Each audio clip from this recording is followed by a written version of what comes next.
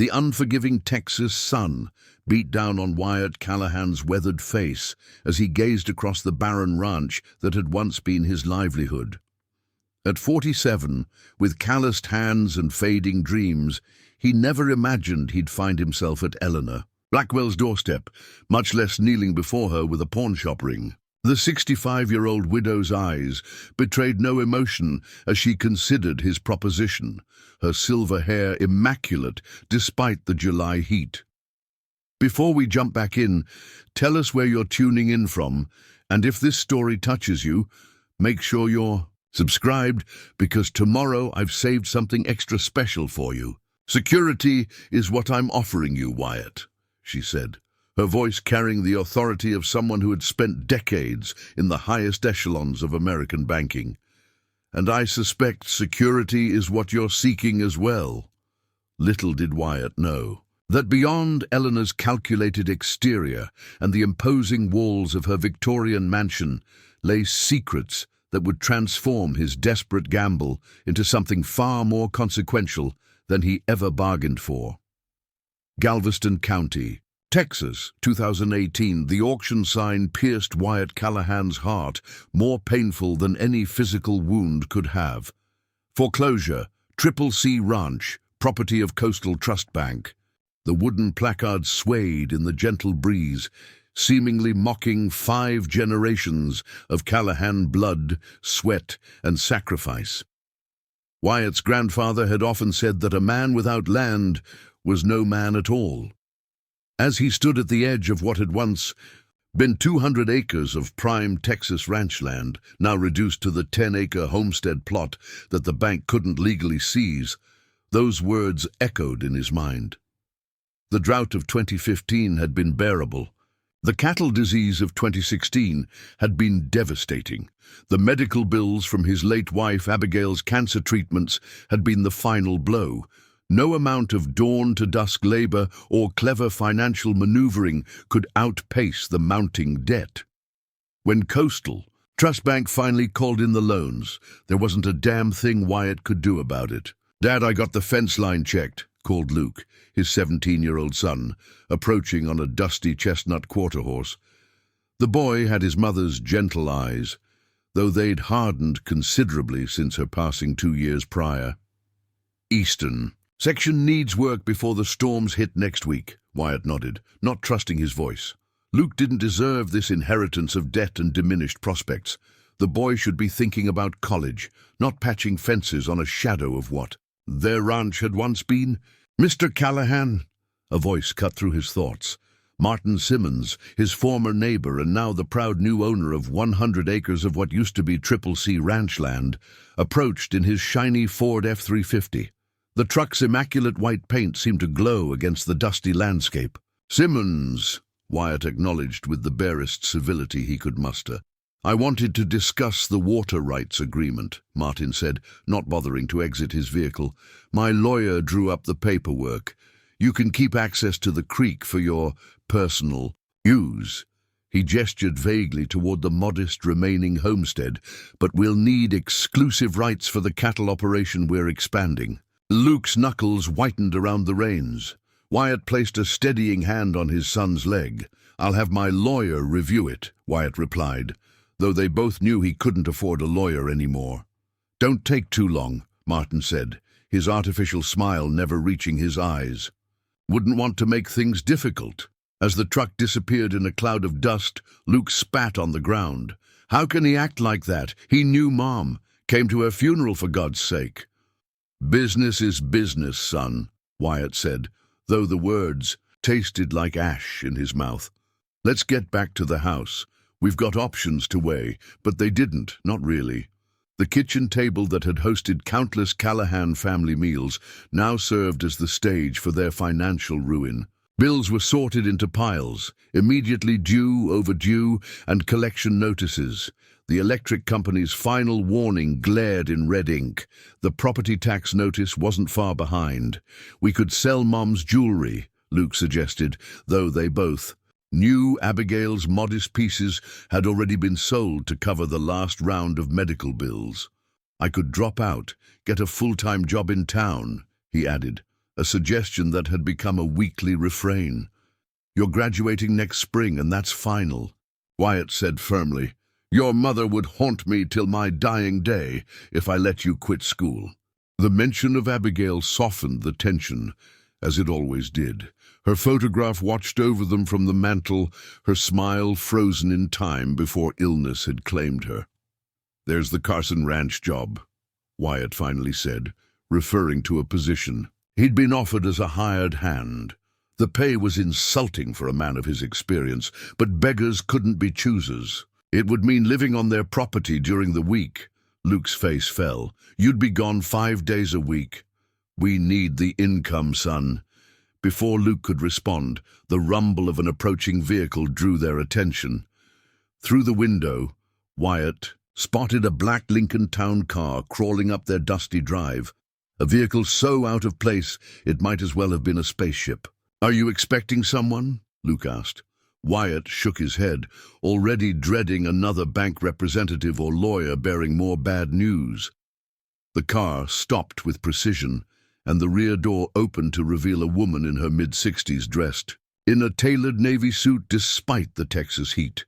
Her silver hair was styled in an elegant bob, and she carried herself with the confidence of someone accustomed to command. "Mr. Callahan?" she called out, her voice clear and authoritative. "I'm Eleanor Blackwell. I believe we have business to discuss." The name hit Wyatt like a physical blow. Eleanor Blackwell, the majority shareholder and board chairwoman of Coastal Trust Bank, the very institution that had foreclosed on most of his family's land. "Luke, go check on the generator," Wyatt said quietly. "But Dad, now, son." With reluctance, Luke retreated toward the barn, casting suspicious glances over his shoulder. Wyatt stepped forward, consciously aware of his worn jeans and sweat-stained work shirt. "Miss Blackwell didn't expect the bank to send its chairwoman to handle a small-time foreclosure." If his bitterness bothered her, she didn't show it. "May we speak inside, Mr. Callahan? The heat doesn't agree with me." Against his better judgment, Wyatt led her into the house. Eleanor Blackwell surveyed the modest ranch home with unreadable eyes, taking in the worn furniture and family photographs. "Coffee?" he offered, more out of ingrained hospitality than genuine welcome. "No, thank you." She placed her leather portfolio on the kitchen table, carefully moving aside the stack of bills. "I've reviewed your file personally, Mr. Callahan." "Have you now?" Wyatt remained standing, unwilling to give her the satisfaction of seeing him seated across from her like a supplicant. "Your situation is, unfortunately, common these days. Family operations squeezed by corporate agriculture, unexpected medical expenses, insufficient insurance coverage." She spoke clinically, as if discussing theoretical economic models rather than the ruins of his life. "If you've come to offer a payment plan, I'm afraid that ship has sailed," Wyatt said. "Your bank made that clear enough." Eleanor's precisely manicured fingers tapped against her portfolio. "I'm not here about a payment plan. I'm here about a proposition of more personal nature." For the first time, Wyatt detected something beneath. A professional exterior, a hesitation, perhaps even vulnerability. "I don't follow." "I'm aware of your reputation, Mr. Callahan. 20 years on the board of the Cattlemen's Association, former county commissioner, respected, even by those who foreclosed on your property." Wyatt shifted uncomfortably. "What's your point?" "My point is that I find myself in need of someone with your character." She met his eyes directly. "I require a husband, Mr. Callahan." The statement hung in the air between them, so absurd that Wyatt initially thought he'd misheard. What now? A husband, on paper primarily, though appearances would need to be maintained. Her tone remained businesslike. "In return, I would ensure financial security for you and your son." Wyatt barked out a laugh, certain this was some elaborate joke. "Lady, I don't know what game you're playing." "This is no game," Eleanor interrupted, sharply. "I am dying, Mr. Callahan." The blunt declaration silenced him. Preparing and narrating this story took us a lot of time, so if you're enjoying it, subscribe to our channel. It means a lot to us. Now back to the story. Pancreatic cancer. 6 months, possibly a year with aggressive treatment. She delivered. This news, with the same detachment she might announce quarterly earnings. I have considerable personal assets that I wish to direct according to my own desires, not those of distant relatives who have been circling like vultures since my diagnosis. Wyatt struggled to process her words. And you want to marry a stranger? There are easier ways to write a will, Ms. Blackwell. My family situation is complicated. Legal complications I prefer to avoid. She opened her portfolio and removed a document. I'm offering you $1 million, transferred immediately upon our marriage. A home in Galveston for you and your son, and a position at my foundation with an annual salary of $120,000. The figures made Wyatt's head swim. In exchange for 6 months to a year of your life. Discretion, accompanying me to necessary social functions, maintaining the appearance of a genuine relationship. She paused, and seeing me through to the end. The last requirement hung heavy in the room. Wyatt had already watched one woman die of cancer, had held Abigail's hand through the final, gasping moments of her life, the thought of doing so again with a stranger. Why me? He finally asked. Something in Eleanor's expression softened marginally. As I said, your reputation. I need someone honorable, Mr. Callahan. Someone who, despite financial desperation, won't be tempted to accelerate my departure once the financial arrangements are complete. The implication was clear enough, and oddly, it made more sense than her initial proposal. A wealthy, dying woman would indeed need to be careful about opportunistic suitors. And your bank, the one foreclosing on my family's land? I'm retiring from the board effective next month, due to my health. But I could ensure certain considerations. For your remaining property, she closed her portfolio. I don't expect an answer today. Consider it carefully. Discuss it with your son if you wish. She extracted a business card and placed it on the table. My private number. I'll require your decision within 3 days. As abruptly as she had arrived, Eleanor Blackwell prepared to depart. At the door, she paused. Your wife? I understand she passed from cancer as well. Wyatt stiffened. Yes. Then, you understand what lies ahead. I don't seek compassion, Mr. Callahan, merely competence and discretion. With that, she returned to her waiting car. Luke emerged from the barn the moment Lincoln disappeared down the drive. What did she want? Wyatt stared at the business card in his hand, still struggling to believe the conversation had been real. Nothing that makes a lick of sense, son. That night, after Luke had gone to bed, Wyatt sat on the porch with a glass of whiskey and his wife's photograph. The proposition was preposterous. Marrying a stranger, a dying woman for money. It smacked of everything his father had taught him to despise. Taking the easy way out, selling oneself, abandoning dignity for dollars. What would you do, Abby? He whispered to the photographer. His wife's frozen smile offered no answers. The practical considerations were undeniable. Luke could finish high school without worry, go to college without crushing debt. The CCC might be mostly gone, but they wouldn't lose everything. And a dying woman would have someone at her side, rather than alone among wolves disguised as family. Sleep eluded him that night, and the next. On the third day, with Eleanor's deadline looming, he found Luke studying college brochures by flashlight, the electricity having been shut off that morning. University of Texas, his son said sheepishly when caught.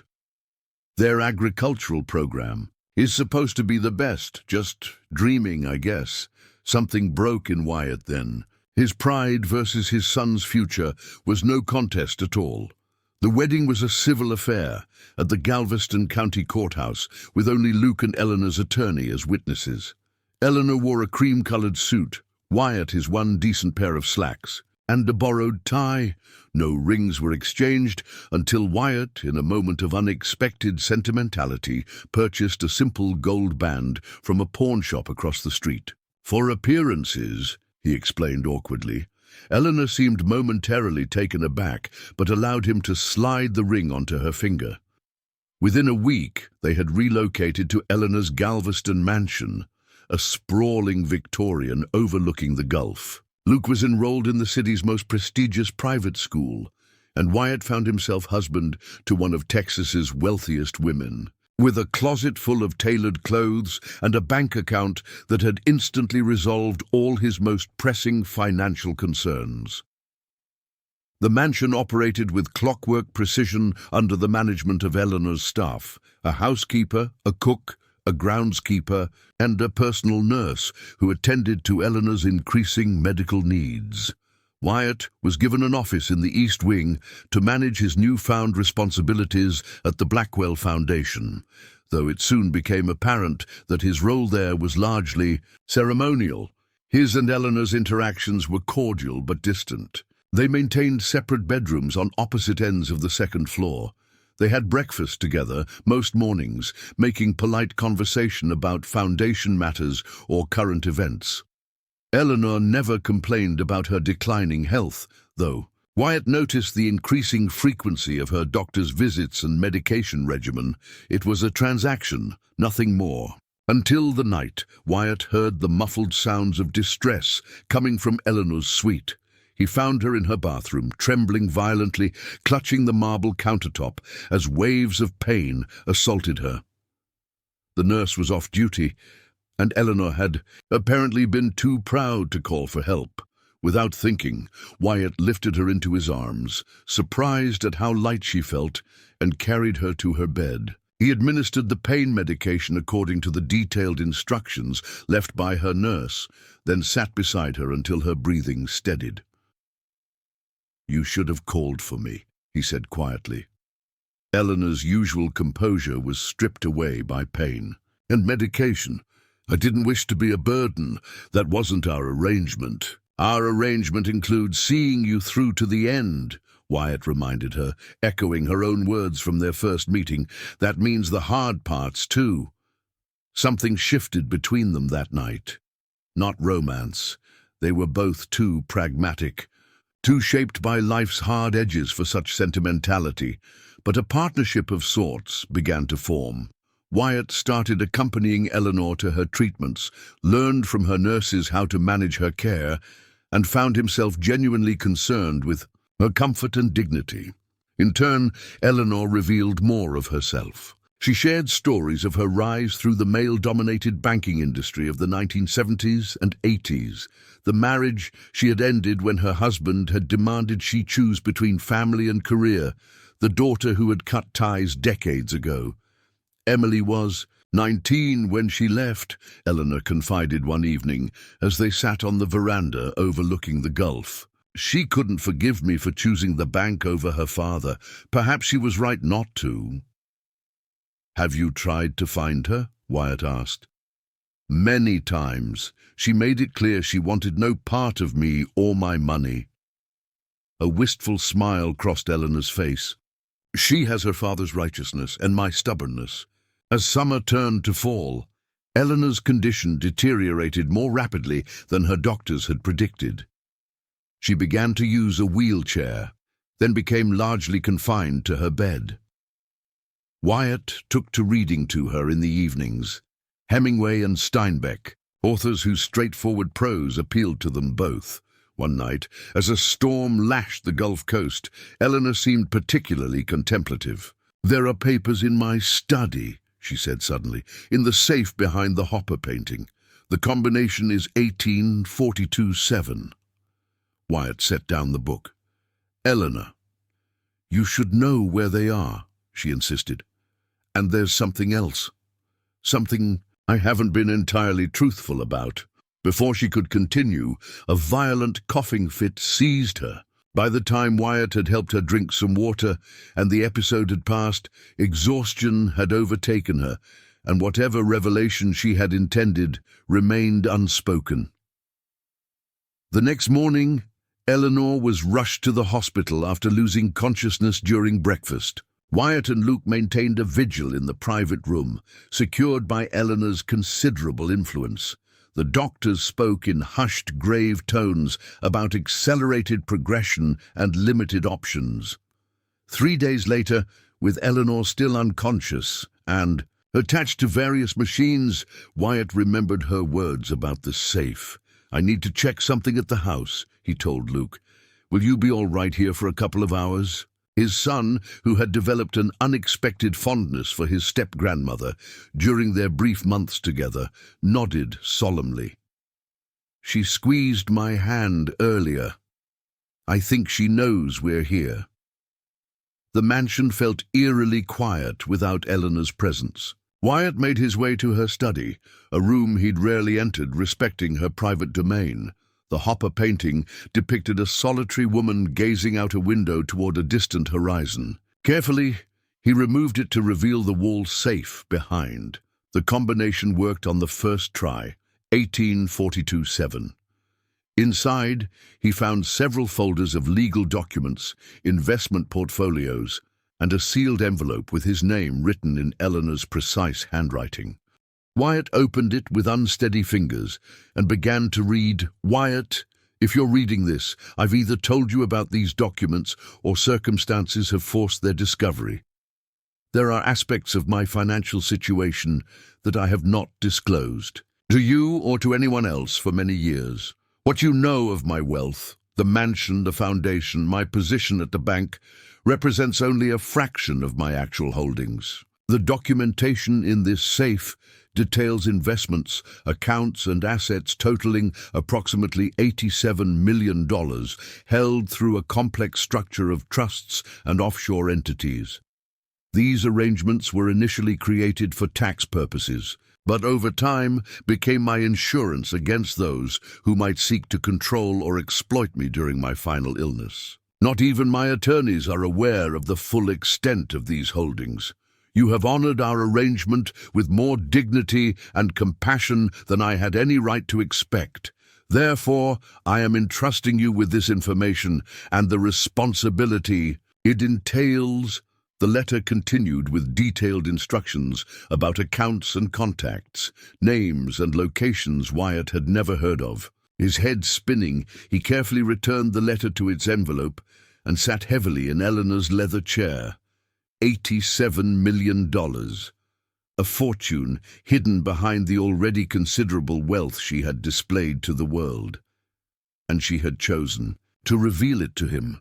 A broken cowhand she had married out of pragmatic necessity. The implications were staggering, the responsibility overwhelming. Wyatt wasn't sure whether to feel honored by her trust or trapped by it. As the gravity of Eleanor's disclosure settled over him, the phone rang, shattering the silence. It was Luke, his voice tight with urgency. "Dad, you need to come back now. The doctors say it's time." Wyatt arrived at the hospital 20 minutes later, the knowledge of Eleanor's hidden fortune still reverberating through his mind as he made his way through antiseptic corridors to her room. The rhythm of the medical machines provided a stark counterpoint to his racing thoughts. Luke stood as Wyatt entered, his young face gravely. "The doctor says it could be any time now." Eleanor lay still among the white sheets, her skin nearly as pale. The vivid personality that had commanded boardrooms now diminished to shallow breaths and electronic beeps. Wyatt took her hand, cold despite the room's warmth, and settled into the chair beside her bed. "I found the safe," he whispered, leaning close to her ear. "I know about the accounts. I'll handle it, Eleanor. You have my word." He couldn't be certain, but he thought he felt the slightest pressure from her fingers in response. The next hours passed in a vigil of hushed conversations and small kindnesses. Luke brought coffee that grew cold. Nurses came and went, adjusting medications and checking vitals with diminishing optimism. Just after midnight, Eleanor Blackwell Callahan drew her final breath, slipping away with the same composed dignity she had maintained throughout her life. Wyatt felt a complex tangle of emotions he hadn't anticipated.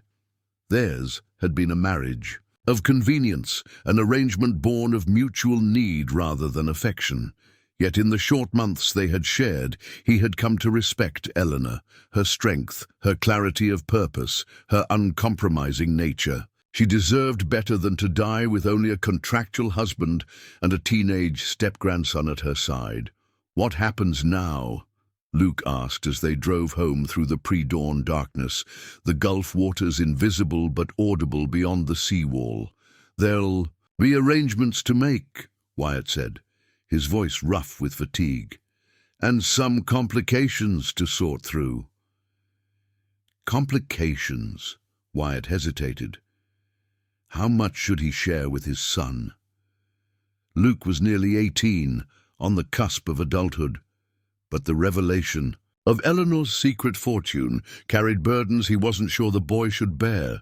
"Eleanor left some financial matters that need attention," Wyatt finally said.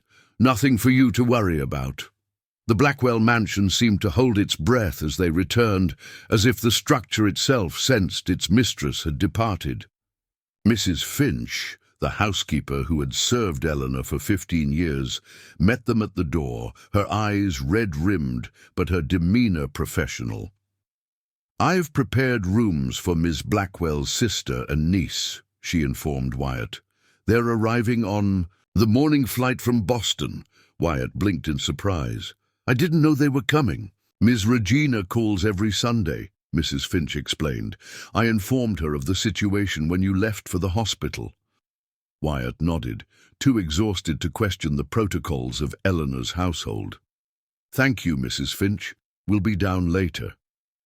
In his room, still feeling like a guest suite despite the months he had occupied it, Wyatt showered and changed, then extracted Eleanor's letter from his pocket. He read it twice more, focusing on the sections he had skimmed at the mansion. The primary account is held at Banque Suisse Privée in Geneva, under the name Blackwell Holdings Limited. Access requires biometric verification and the passphrase Cordelia's. Tempest, a reference my daughter would understand. The account manager is Henri Mercier, who has served as my discreet advisor for 2 decades. Secondary accounts exist at financial institutions in the Cayman Islands, Singapore, and Liechtenstein. Details are in the accompanying documents. I have left legally binding instructions that these assets are to be distributed as follows: 40% to the Emily Grace Blackwell Trust, 30% to the Blackwell Foundation's endowment, 20% to you personally, and 10% to be used at your discretion. The Emily Grace Blackwell Trust presents the greatest challenge. It was established for my daughter who, as you know, has refused all contact for 23 years.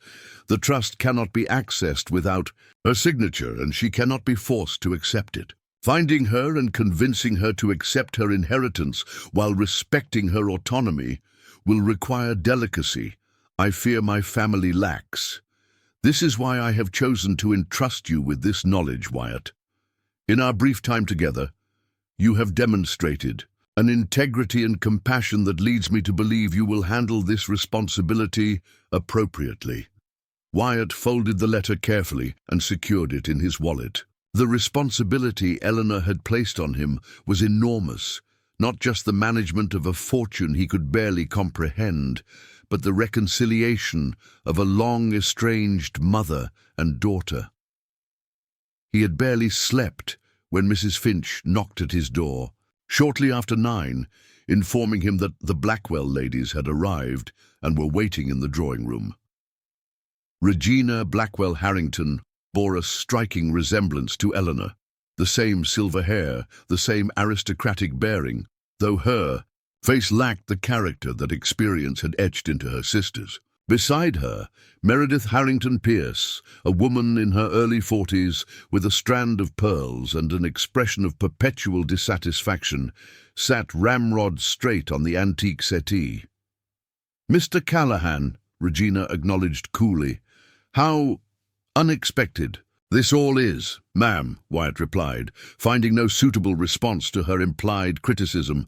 "Mother told me Eleanor had taken a companion in her final months," Meredith added, her gaze sweeping over Wyatt's clothing, expensive but chosen for comfort rather than style, though she neglected to mention the nature of the arrangement. "We were married 3 months ago," Wyatt said simply, refusing to be baited. "I'm sorry for your loss." Regina's lips thinned. "Yes, well, we've been in touch with Eleanor's attorneys. They'll be here this afternoon to discuss the will and funeral arrangements. I assume you have no objections to our handling of those details." The implication was clear. He was an interloper, a fortune hunter who had latched onto a dying woman. What right had he to involve himself in Blackwell family matters? "Eleanor left specific instructions," Wyatt said, thinking of the letter, "but I'm sure her attorneys will clarify everything." Luke appeared then, having dressed in his school uniform despite it being Saturday. He had developed an instinct for formality during their months in Eleanor's world. "Mrs. Harrington, Mrs. Pierce, this is my son, Luke," Wyatt introduced. Meredith's eyebrows rose a fraction. "You brought a child into this arrangement?" Luke stiffened, but before he could respond, Wyatt placed a steadying hand on his shoulder.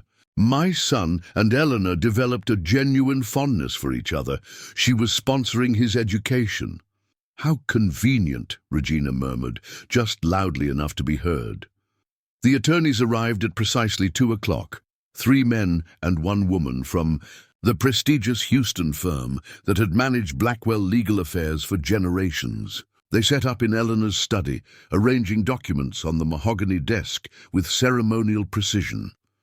"Before we begin," the senior partner, Walter Hadley, addressed the assembled family, "I must note that in addition to the formal will we're discussing, today Ms. Blackwell established several trusts and financial instruments that operate independently of the estate."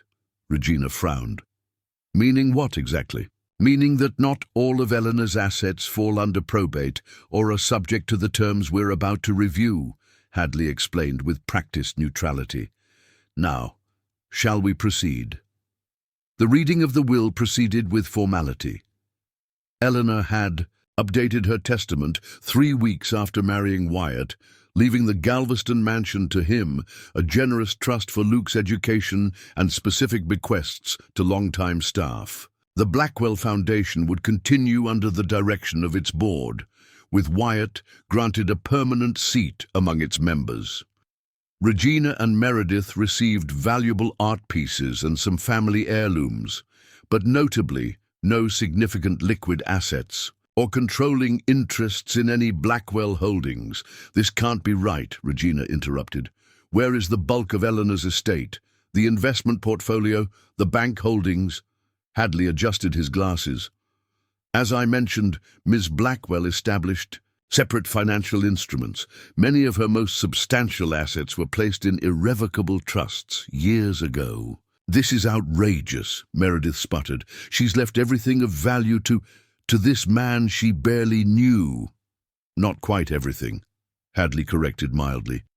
"Mr. Callahan receives what is specified here, which represents perhaps 15% of Ms. Blackwell's known assets. The Foundation receives a significant portion, and there are other beneficiaries." "What other beneficiaries?" Regina demanded. Hadley's expression remained professionally impassive. "I'm not at liberty to discuss the details of separate legal entities. Those are confidential matters between Ms. Blackwell and the parties involved." The meeting deteriorated rapidly after that, with Regina threatening legal challenges and Meredith making thinly veiled accusations of undue influence. Wyatt remained silent, aware that the true extent of Eleanor's wealth, the secret accounts detailed in her letter, dwarfed even what the attorneys knew about. "I'll see this overturned," Regina declared as she gathered her handbag. 3 months of marriage doesn't entitle a fortune hunter to the Blackwell legacy. After they departed in a flurry of indignation, Hadley approached Wyatt privately. "Mr. Callahan, there are matters Miss Blackwell asked me to discuss with you alone." Wyatt nodded, not surprised that Eleanor had prepared for this moment. "Eleanor informed me 6 weeks ago about certain things, additional holdings," Hadley said carefully. She indicated that she had provided you with information regarding these assets. She did, Wyatt confirmed. Hadley seemed relieved. Good. She also asked me to give you this. He handed Wyatt a sealed envelope, and to tell you that Henri Mercier is expecting your call. After the attorneys departed, Wyatt retreated to the veranda overlooking the Gulf. The envelope contained a single sheet of Eleanor's personal stationery, bearing just a few lines in her precise handwriting. Regina and Meredith will contest everything. Don't let them intimidate you. The offshore arrangements are bulletproof. I employed the best legal minds in international finance to ensure it. What matters now is Emily. Find her, Wyatt. She deserves to know the truth, even if she chooses to reject her inheritance.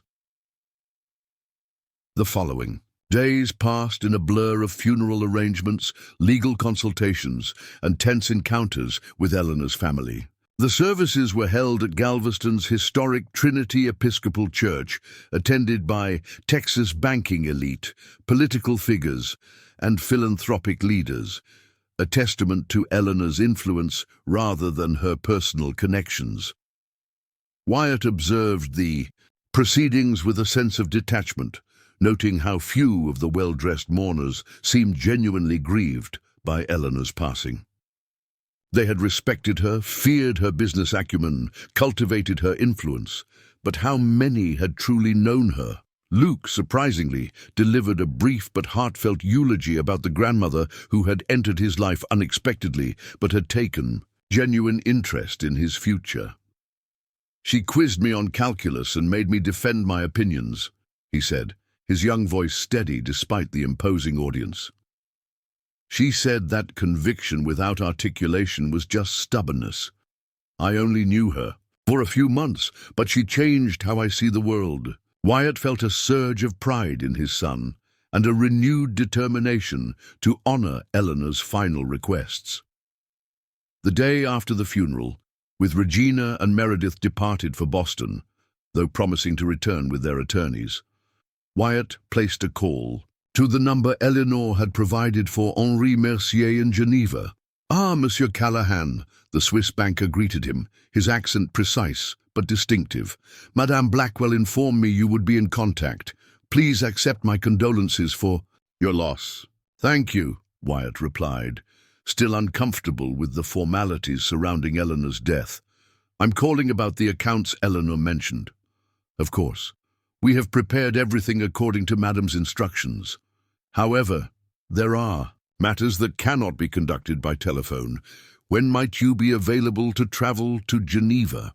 Wyatt hesitated. He had never left the United States, had never even considered international travel as part of his rancher's existence. "How soon would I need to come?"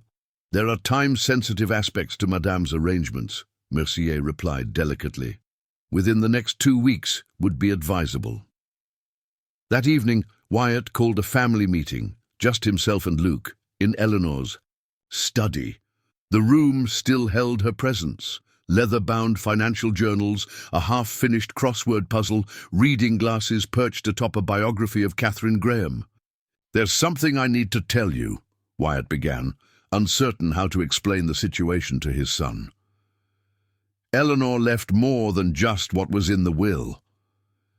Luke listened with increasing disbelief as Wyatt outlined the hidden fortune and Eleanor's instructions for its distribution. $87 million, the boy repeated, his voice cracking slightly. "And no one knows about it?" "No one except us, her banker in Switzerland, and possibly her attorneys," Wyatt confirmed. "And I need to go to Geneva to handle it." Luke's eyes widened. "Switzerland? You've never even been on an airplane, Dad." "Well, there's a first time for everything," Wyatt said, attempting lightness he didn't feel. "But there's more to it than just the money. Eleanor wants me to find her daughter, your step-aunt, I suppose. Emily, the one who hasn't spoken to her in 20 years. 23, Wyatt corrected. Eleanor set up a trust for her worth nearly $35 million, but Emily has to sign for it personally." Luke considered this. "Do you know how to find her?" "Not yet, but I have some ideas where to start. Wyatt had been pondering this challenge since reading Eleanor's letter. I'll need your help while I'm gone. Mrs. Finch will stay on, but you'll need to keep an eye on things. Regina and Meredith are likely to cause trouble. Luke straightened, clearly pleased to be entrusted with adult responsibility. I can handle it, Dad. 3 days later, Wyatt Callahan, who had never ventured further than New Orleans in his 47 years, boarded a first-class flight to Geneva with a new passport, a tailored suit, and documentation for banking transactions beyond his comprehension. The 13-hour journey gave him ample time to reflect on the bizarre turn his life had taken.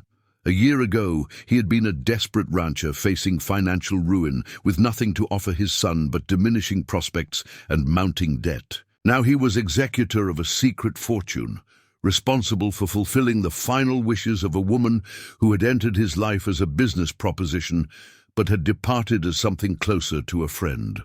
Geneva greeted him with alpine efficiency.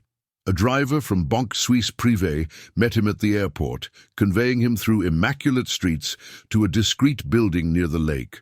Nothing on the structure's limestone facade identified it as one of Switzerland's most exclusive private banks. Henri Mercier met him in a wood-paneled conference room overlooking Lake Geneva. The banker was exactly as Wyatt had imagined, silver-haired, impeccably dressed, with the measured movements of someone who had spent decades handling other people's fortunes. Monsieur Callahan, welcome. Mercier extended his hand. Madame Blackwell spoke highly of you. She did? Wyatt couldn't hide his surprise. A slight smile touched Mercier's face. Indeed. She said you were the most honest man she had met in decades of banking. High praise from someone of Madame's discernment. The biometric verification Eleanor had mentioned involved fingerprint and retinal scans, followed by a series of verification, questions only Wyatt would know the answers to. Finally, Mercier asked for the passphrase. Cordelia's Tempest, Wyatt provided. Mercier nodded approvingly. Excellent. Now we may proceed. What followed was a masterclass in international finance. Mercier walked Wyatt through the structure Eleanor had created, a primary holding company in Switzerland, subsidiary trusts in the Cayman Islands, real estate investments channeled through Liechtenstein, and commodity holdings in Singapore. Complexity was dizzying.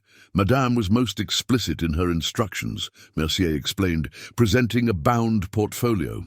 40% to be transferred to the Emily Grace Blackwell Trust upon her formal acceptance, 30% to the Blackwell Foundation's endowment fund, 20% to your personal accounts, and 10% at your discretion. My discretion, Wyatt echoed. To be distributed as you see fit, Mercier clarified. Madame expressed confidence in your judgment. The figures made Wyatt's head swim. 20% of Eleanor's hidden fortune amounted to over $17 million, an inconceivable sum for a man who had been fighting to keep the electricity on just months earlier. There is one other matter, Mercier added, sliding a final document across the polished table. Madame Blackwell's personal effects from her safe deposit box here. She left specific instructions that these were to be given directly to you. The envelope contained a vintage Patek Philippe watch, a small leather journal, and a weathered photograph of a young woman with Eleanor's determined eyes and a rebellious set to her jaw. Emily, Wyatt murmured, recognizing the resemblance immediately. Madame spoke of her daughter rarely, but with great regret, Mercier observed quietly. Finding Mademoiselle Blackwell may prove challenging. She has gone to considerable lengths to distance herself from her mother's name and influence. Wyatt studied the photograph. Do you have any information that might help locate her? Mercier hesitated, clearly weighing professional discretion against Eleanor's wishes. I'm not at liberty to provide specific details. However, he paused delicately. Madame occasionally requested discreet inquiries about her daughter's welfare. My last report, approximately 18 months ago, indicated that Mademoiselle Emily was teaching literature at a small college in the Pacific Northwest of your country. It wasn't much, but it was a starting point. Wyatt carefully secured the photograph and other items in his breast pocket.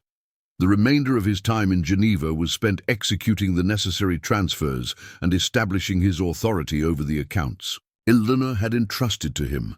By the time he boarded his return flight 3 days later, the Blackwell Foundation's endowment had quietly increased by $26 million, and Wyatt Callahan, former struggling rancher, had become a multimillionaire.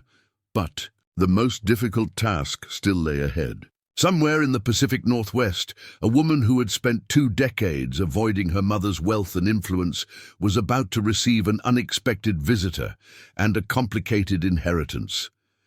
The Pacific Northwest greeted Wyatt with a persistent drizzle that soaked through his new wool coat within minutes of leaving Seattle-Tacoma International Airport. The rental car's windshield wipers struggled against the mist as he navigated unfamiliar highways, following directions to Cascade Bay College, a small liberal arts institution nestled between the Olympic Mountains and Puget Sound. He had spent the week since returning from Geneva researching Emily Grace Blackwell. The task proved challenging. She had apparently scrubbed her digital footprint meticulously. No social media presence, no professional profiles. Eventually, cross-referencing Henri Mercier's information with academic databases yielded a single result. Dr. E.G. Blake, Associate Professor of American Literature at Cascade Bay College. The campus emerged from the fog like something from another world. Ivy-covered brick buildings and towering evergreens, creating a scene utterly foreign to Wyatt's Texas sensibilities. He parked in a visitor's space, consulted the campus map on his phone, and made his way toward the English department. The administrative assistant, a young man with horn-rimmed glasses and an air of perpetual distraction, glanced up as Wyatt entered. "Can I help you?" "I'm looking for Professor Blake," Wyatt said, removing his damp hat. "Dr. E.G. Blake. Do you have an appointment?" "No, but it's a personal matter, family business." The assistant's expression shifted subtly. "Dr. Blake doesn't see unscheduled visitors. She's quite strict about her office hours, which ended at noon today." He glanced at the wall clock, which read 2:17 p.m. Wyatt maintained a calm exterior despite his frustration. He had flown nearly 2,000 miles on what might be a wild goose chase. He couldn't afford to be turned away by an officious secretary. "I've come from Texas," he said, placing a business card on the desk. Eleanor's attorneys had created them for him, bearing the Blackwell Foundation logo and his new title, Executive Trustee. "It's regarding an inheritance matter, quite urgent." The assistant studied the card with new interest. "I suppose I could check if she's still in the building." He reached for the phone, then hesitated. "Who should I say is calling?" "Wyatt Callahan, her mother's husband." The words hung in the air between them. The assistant's eyebrows rose nearly to his hairline as he processed this unexpected information. "I see. One moment, please." The phone call was brief and cryptic from Wyatt's side of the conversation. The assistant seemed to be choosing his words with extreme care, and the responses from the other end were evidently terse. "She's in her office," he finally announced, replacing the receiver. "Driscoll Hall, 3rd floor, room 312. "But, sir, she didn't sound pleased." Wyatt nodded his thanks and made his way across the rain-soaked campus. Driscoll Hall proved to be the oldest building on the grounds, with narrow corridors and uneven wooden floors that creaked underfoot. Room 312 bore a simple nameplate. "Dr. E.G. Blake, American Literature." He knocked, and a voice that carried Eleanor's unmistakable authority called, "Enter." The resemblance hit Wyatt immediately. Emily Grace Blake, formerly Blackwell, had her mother's piercing gaze and regal posture, though her hair was a rich chestnut rather than Eleanor's silver. She sat behind a desk crowded with student papers and well-worn books, wearing a cable-knit sweater and an expression of barely concealed hostility. "Mr. Callahan," she acknowledged coolly, "you have 2 minutes to explain why you're here before. I call campus security." Wyatt remained standing, sensing that taking a seat without invitation would only antagonize her further. "Your mother passed away 2 weeks ago," he said directly. "I'm sorry to bring such news." If Emily felt any emotional response to this information, she masked it expertly. "I'm aware. It made the national financial press. What I'm not clear on is why her final husband has tracked me down." The emphasis she placed on final carried volumes of judgment. "Eleanor left specific instructions," Wyatt explained, "regarding your inheritance." A harsh laugh escaped. "Her? Of course she did. Let me guess, strings attached, conditions to be met, public reconciliation. That would be her style." "No conditions," Wyatt countered calmly. "Just trust in your name. 40% of her personal fortune, but it requires your signature to access." "I'm not interested in her money," Emily said flatly. "I made that clear 23 years ago, and my position hasn't changed." "You've wasted your trip, Mr. Callahan."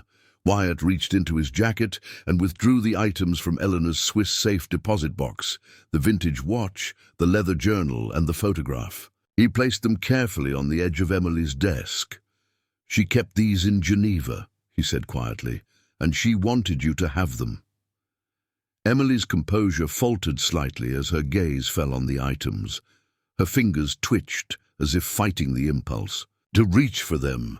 "The 2-minute warning has expired, Mr. Callahan," she said, though she made no move toward the phone. "Why are you really here? What do you want from me?" "Nothing," Wyatt answered honestly. "I made a promise to your mother that I'd find you and inform you of your inheritance. What you do with that information is entirely your choice." Emily studied him with the same analytical intensity Eleanor had often displayed. "You're not what I expected." "I rarely am," Wyatt acknowledged with a faint smile. "How did you find me?" The question held genuine curiosity beneath its sharp delivery. With difficulty. "You've been thorough about covering your tracks, for good reason." She leaned back in her chair, making a decision. "I have a class in 20 minutes. If you're still interested in a conversation, I finish at 4:30.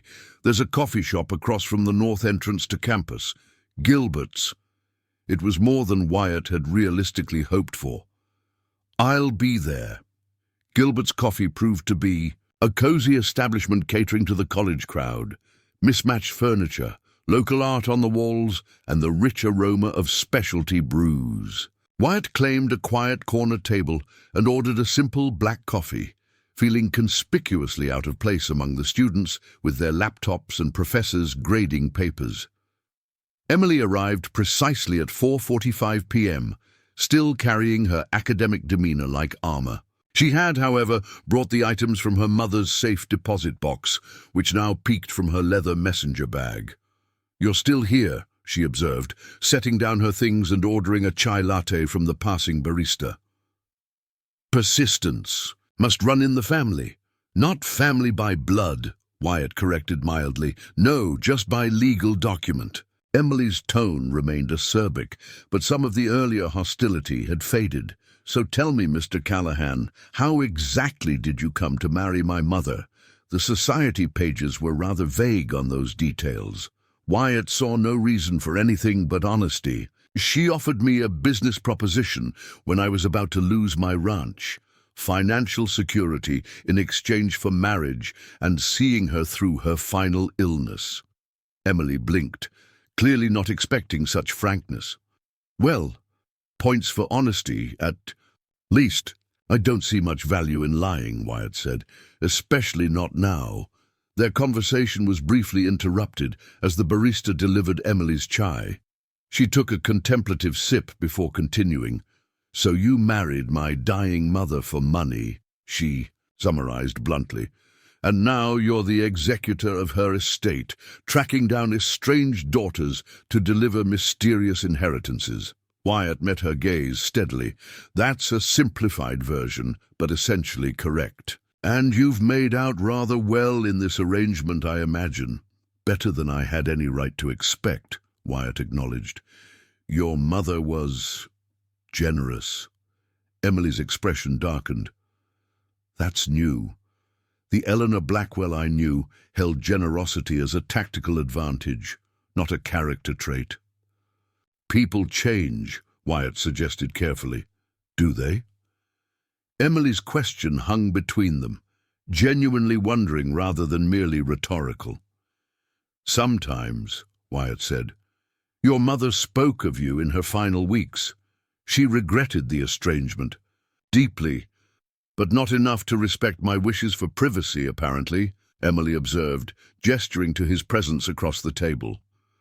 Wyatt considered this. She respected your independence enough not to force a reconciliation while she was alive. But she also believed you deserved your birthright, regardless of past conflicts. Emily's fingers tapped a restless rhythm against her mug. Do you know why I left? She said you couldn't forgive her for choosing her career over your father. A humorless laugh escaped her. That's the sanitized version. The truth is, she destroyed my father. Not physically. She was too sophisticated for anything so crude. She orchestrated his professional ruin when he opposed her vision for expanding Coastal Trust's corporate lending practices. She denied him access to their social circle, froze his assets, and effectively excommunicated him from the world he'd inhabited for decades. Wyatt absorbed this new information, trying to reconcile it with the Eleanor he had known. He drank himself to death over 3 miserable years, Emily continued, her voice tightly controlled, while she ascended to banking royalty, and she expected me to choose her side, to be the dutiful daughter preparing to inherit the Blackwell legacy. Her gaze hardened. I chose differently. I'm sorry, Wyatt said simply, knowing no other response was adequate. Ancient history now, Emily replied, though her expression suggested otherwise. So what exactly am I inheriting? The Blackwell name and all its baggage? $35 million, Wyatt answered directly, give or take, depending on market fluctuations. Emily nearly choked on her chair. Excuse me? Your mother maintained. Separate accounts, unknown to most of her financial advisors. The total was approximately $87 million. 40% is designated for you. That's obscene. Emily set down her mug with deliberate care. And utterly unexpected. The last time we spoke, she threatened to disinherit me entirely. She changed her mind, evidently. Why tell me this in person? Emily asked, her academic mind clearly processing the implications. You could have communicated this information through attorneys. Wyatt considered his response carefully. Eleanor believed you'd reject any approach from her legal team. She thought a human connection might make a difference, and she sent you, her convenient final husband, to make this human connection. Skepticism dripped from Emily's words. I made her a promise, Wyatt said simply, and I keep my promises. Something in his straightforward declaration seemed to reach Emily in a way his previous explanations hadn't. She studied him with renewed interest. You're not from her world at all, are you? Not even close, Wyatt confirmed. Until 6 months ago, I was a rancher in Texas, trying to hold on to land that had been in my family for generations. And now, you're managing an 8-figure fortune and tracking down reluctant heiresses. Emily's tone carried a hint of grudging respect. Life takes unexpected turns. They lapsed into silence as the coffee shop bustled around them. Outside, the persistent drizzle had graduated to a proper downpour, raindrops hammering against the windows. Finally, Emily reached for the leather journal that had belonged to her mother, running her fingers over its worn cover. Do you know what this is? she asked. Wyatt shook his head. My mother's journal from the year she was pregnant with me. Emily opened it carefully to reveal Eleanor's precise handwriting. I didn't know she kept it. The revelation hung between them, pregnant with implications. Eleanor Blackwell, calculated and controlling as she might have been in her professional life, had preserved this deeply personal record through decades of estrangement. Emily closed the journal, visibly affected despite her efforts to maintain composure. I need time to process this, Mr. Cowhand. Of course, Wyatt agreed immediately. I'm staying at the Harborview Hotel downtown, room 412. I'll be here until Friday. Emily gathered her belongings, pausing before she rose. One more question. This trust, what happens if I refuse it? 10% goes to Luke, my son, for educational purposes. The remainder is directed to the Blackwell Foundation's educational initiatives for first-generation college students. A flicker of genuine surprise crossed Emily's face. Educational initiatives? That's unexpected. Your mother mentioned you were the first in the Blackwell line to pursue academia rather than finance, Wyatt explained. I think she came to respect that choice eventually. Emily absorbed this information with a complex expression Wyatt couldn't fully decipher. Good night, Mr. Cowhand. Wyatt returned to his hotel room that evening with tempered hope. The meeting had gone better than he'd feared, though Emily's deep-seated resentment toward her mother remained evident. He updated Luke via text, keeping the details vague in case Regina or Meredith had somehow gained access to his communications. Meeting went okay, making progress. Any trouble there? Luke's response came quickly. All quiet. Mrs. Finch says the lawyers. Called again. Same questions about the will. Wyatt was drafting a reply when a knock at his door interrupted him. Opening it revealed Emily Blake, still in her campus attire but with an intensity in her expression that hadn't been present at the coffee shop. I've been reading the journal, she said without preamble. May I come in? Wyatt stepped aside, gesturing to the sitting area of his suite. Emily remained standing, too agitated to settle. She was afraid, Emily said, clutching the leather journal. Terrified, actually. Not of motherhood. She was methodically preparing for that with typical Blackwell efficiency. She was afraid of becoming her own mother. Wyatt listened, sensing Emily needed to process aloud rather than seek his input. My grandmother, Cordelia Blackwell, was apparently a tyrant of the highest order. Cold, demanding, never satisfied with anything less than perfection. Emily paced the limited space. Eleanor writes here about breaking the cycle, about creating a different kind of relationship with her child. She turned to face Wyatt directly. What happened? When did she become exactly what she feared? It was a question Wyatt couldn't answer, not having known Eleanor in those earlier days. Instead, he offered, people sometimes become what they resist most strongly. Emily considered this, then abruptly changed direction. Tell me about her. Final months. Was she, I don't know, reflective, regretful, or still Eleanor Blackwell, banking Titan to the end? Both, Wyatt answered honestly. She remained formidable in business matters, but yes, there was reflection, particularly about you. What did she say? The question emerged softer than Emily's previous declarations, revealing vulnerability beneath her academic armor, that you were right to choose your own path, that she'd realized too late the cost of prioritizing power over people. Wyatt paused, recalling late-night conversations during Eleanor's most difficult moments. She believed you were the best of the Blackwell line because you broke away from it. Emily's composure wavered visibly. She sank into an armchair, the journal clutched to her chest like a shield. Did she suffer? The question emerged barely above a whisper. At the end, yes, Wyatt acknowledged gently. But she wasn't alone. Thank you for that, Emily said after a moment, for being there, whatever your reasons. They sat in silence as rain pelted the hotel windows. Outside, the lights of Cascade Bay reflected on the wet streets, creating wavering patterns that seemed to mirror the emotional turbulence in the room. "There's something else," Emily finally said, "in the journal, something I think you should know." She opened to a page marked with a hotel notepad and handed it to Wyatt.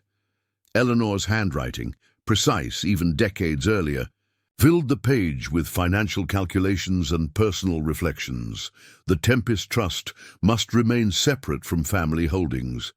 Jay insists this is necessary to protect the venture from corporate entanglements. $5 million initial investment, structured through a Cayman entity with Liechtenstein oversight. Jay's projections for the oil field development seem optimistic, but the geological surveys are compelling. If the Southwest Texas properties yield as anticipated, this could become the cornerstone of Emily's future security, independent of Blackwell banking interests. Must remember, the Tempest belongs to Emily alone.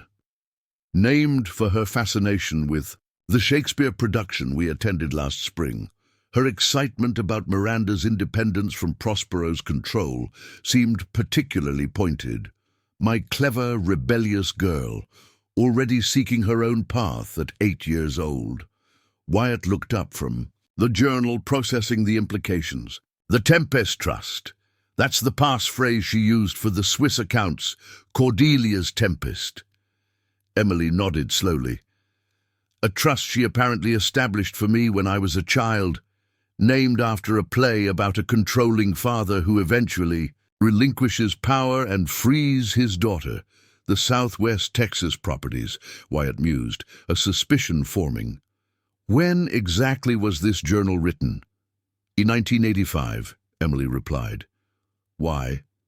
Because I think I know what the Tempest Trust invested in. Wyatt pulled out his phone, searching through emails from Eleanor's attorneys.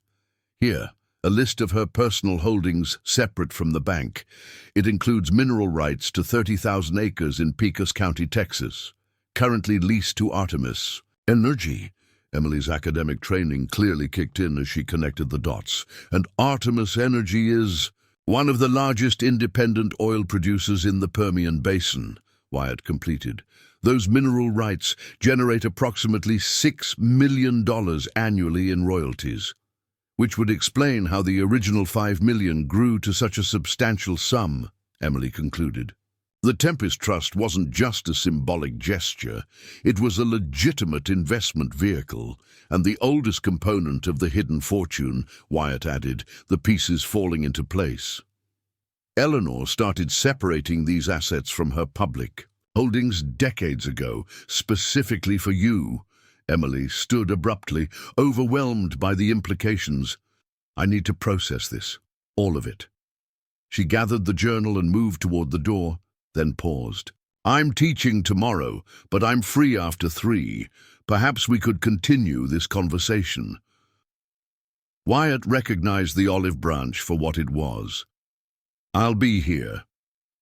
After Emily departed, Wyatt called his son, needing to hear a familiar voice amid the cascading revelations. How's it going with Eleanor's daughter? Luke asked after they'd exchanged updates. Complicated, Wyatt replied honestly. But there's progress. How are things at the mansion? Weird, Luke admitted. Mrs. Finch caught someone trying to access Eleanor's study last night, a guy claiming to be from the bank's security team. When she asked for ID, he left in a hurry. Wyatt frowned. Was anything taken? Don't think so. Mrs. Finch called the police, but the guy was gone. She described him as expensively dressed but nervous. Keep everything locked, Wyatt instructed, concerning mounting. And call Eleanor's attorney, Walter Hadley. Let him know what happened. After ending the call, Wyatt stared out at the rainy night, contemplating the growing complexity of Eleanor Blackwell's legacy. What had begun as a straightforward business arrangement, a marriage of convenience between a desperate rancher and a dying banking matriarch, had evolved into something far more intricate. Somewhere in the labyrinth of offshore accounts, family, Secrets and decades-old decisions lay the truth Eleanor had wanted both Wyatt and Emily to discover, and he was beginning to suspect it was more valuable and potentially more dangerous than mere millions. The Cascade Bay rain had finally subsided by the following afternoon, leaving behind a crystalline clarity to the air and stunning views of the Olympic Mountains across the Sound. Wyatt spent the morning on video calls with Eleanor's attorneys, discussing the attempted intrusion at the mansion and reviewing security protocols for the estate's documents. "It's concerning," Walter Hadley admitted from his Houston office. "Regina has been making increasingly aggressive inquiries about Eleanor's assets. She's convinced there are hidden accounts." "She's not wrong," Wyatt observed, careful even on the secure line. "No, but she shouldn't have that information," Hadley replied, his legal training evident in his precise diction. Only a handful of people knew about Eleanor's offshore arrangements. "Someone's talking," Wyatt concluded, "or someone's assuming." Hadley countered. Regina was Eleanor's sister. She might simply know her well enough to suspect additional holdings. After the call concluded, Wyatt received a text from Emily. "Class cancelled. Free now if you're available. Same coffee shop, Gilbert's." Was quieter in the midday lull between morning rushes and afternoon student crowds. Emily had claimed the same corner table, but her demeanor had shifted noticeably from the previous day. The defensive hostility had softened, replaced by a scholar's determined focus. "I spent half the night reading my mother's journal," she said, without preamble as Wyatt took the seat across from her. "And the other half is researching Artemis Energy and the Pecos County holdings." "Find anything interesting?" Wyatt asked, signaling the barista for coffee.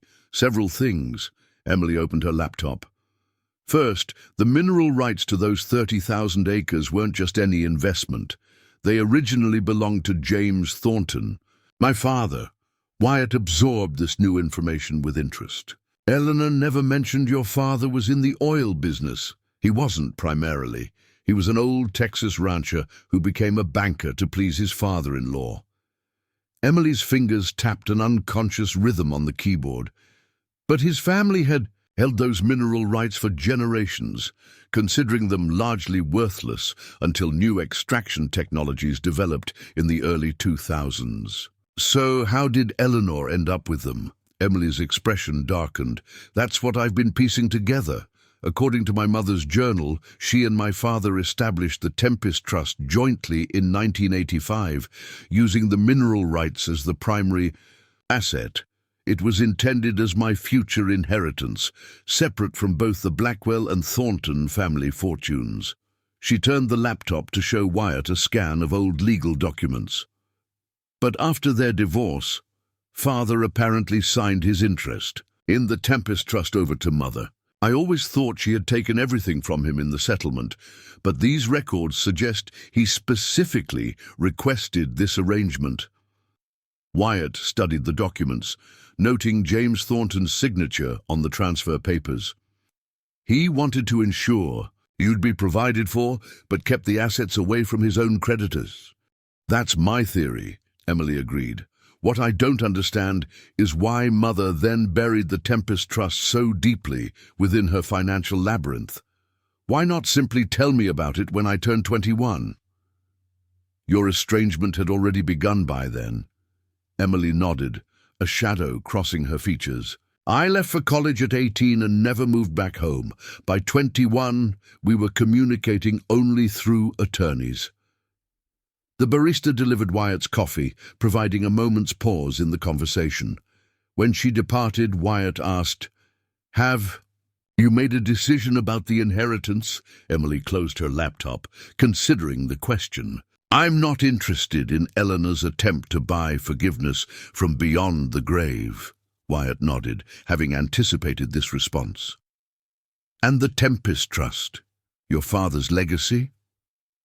This clearly struck a different chord. Emily's composed academic facade wavered momentarily. "That's more complicated." "Take your time," Wyatt suggested. "There's no deadline." "Actually, Emily corrected him. "According to the documents you showed me yesterday, there is. If I don't claim the inheritance within 90 days of notification, it gets redirected to the educational initiatives." "True," Wyatt acknowledged, "though I suspect exceptions could be made." Emily studied him with renewed interest. "You're not what I expected from my mother's final husband. So you mentioned yesterday," Wyatt replied with a slight smile. "No, I mean," she paused, searching for words. "You're genuinely trying to honor her wishes, aren't you? This isn't just about securing your portion of the inheritance." "I made a promise," Wyatt said simply, "to a woman you married for financial security," Emily pointed out, though without the accusatory edge of their previous conversation. "Circumstances may have been unusual, but a promise is still a promise where I come from." Emily seemed to accept this, her academic mind processing. "This unfamiliar value system. I have a proposal. I'd like to visit Galveston, see the house, review my mother's personal papers, before making any decisions about the inheritance." "Of course," Wyatt agreed immediately. "When would you like to go?" "This weekend? I can arrange for a colleague to cover my Monday classes." They finalized plans over the remainder of their coffee, establishing a business-like rapport that, while not warm, had progressed significantly from the hostility of their first encounter. As they prepared to leave, Emily hesitated. "There's something else I'd like to discuss," she said. "Something concerning." Wyatt waited expectantly. "I received a strange email this morning from an account I didn't recognize." She reopened her laptop, navigating to her university email.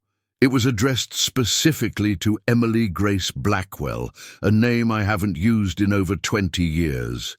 The email displayed on screen contained just 2 sentences. "Your mother's legacy extends beyond what her husband has disclosed. Caution is advised when dealing with Wyatt Callahan." "When did this arrive?" Wyatt asked, keeping his tone neutral despite the implied accusation. 47 M, Emily replied. "From an anonymous remailer. Service untraceable." "Someone knows I'm here," Wyatt observed, "and knows why." "The question is who," Emily said, "and what they're implying about you." Wyatt considered the possibilities. "Regina and Meredith know I've been looking for you. They'd have motives to create distrust between us." "Or it could be someone at the bank," Emily suggested. "Mother had her share of enemies in the financial world." "Either way," Wyatt concluded, "it reinforces the need for discretion going forward. We should arrange separate travel to Galveston, not arrive together." Emily nodded, the academic replaced momentarily by the cautious daughter of a banking titan. "I'll book my own flights, and Mr. Callahan, I'll be watching you very carefully." "I'd expect nothing less from Eleanor Blackwell's daughter," Wyatt replied, acknowledging both the warning and the compliment embedded within it.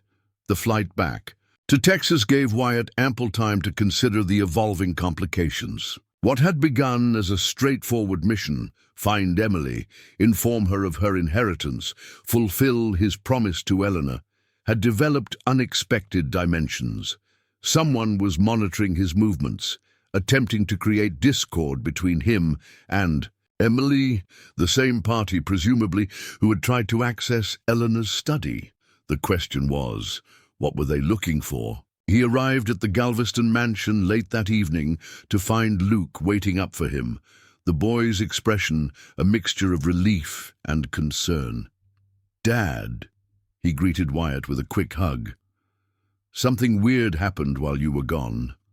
"Another break-in." "Attempt?" Wyatt asked, setting down his bag. "No, a delivery."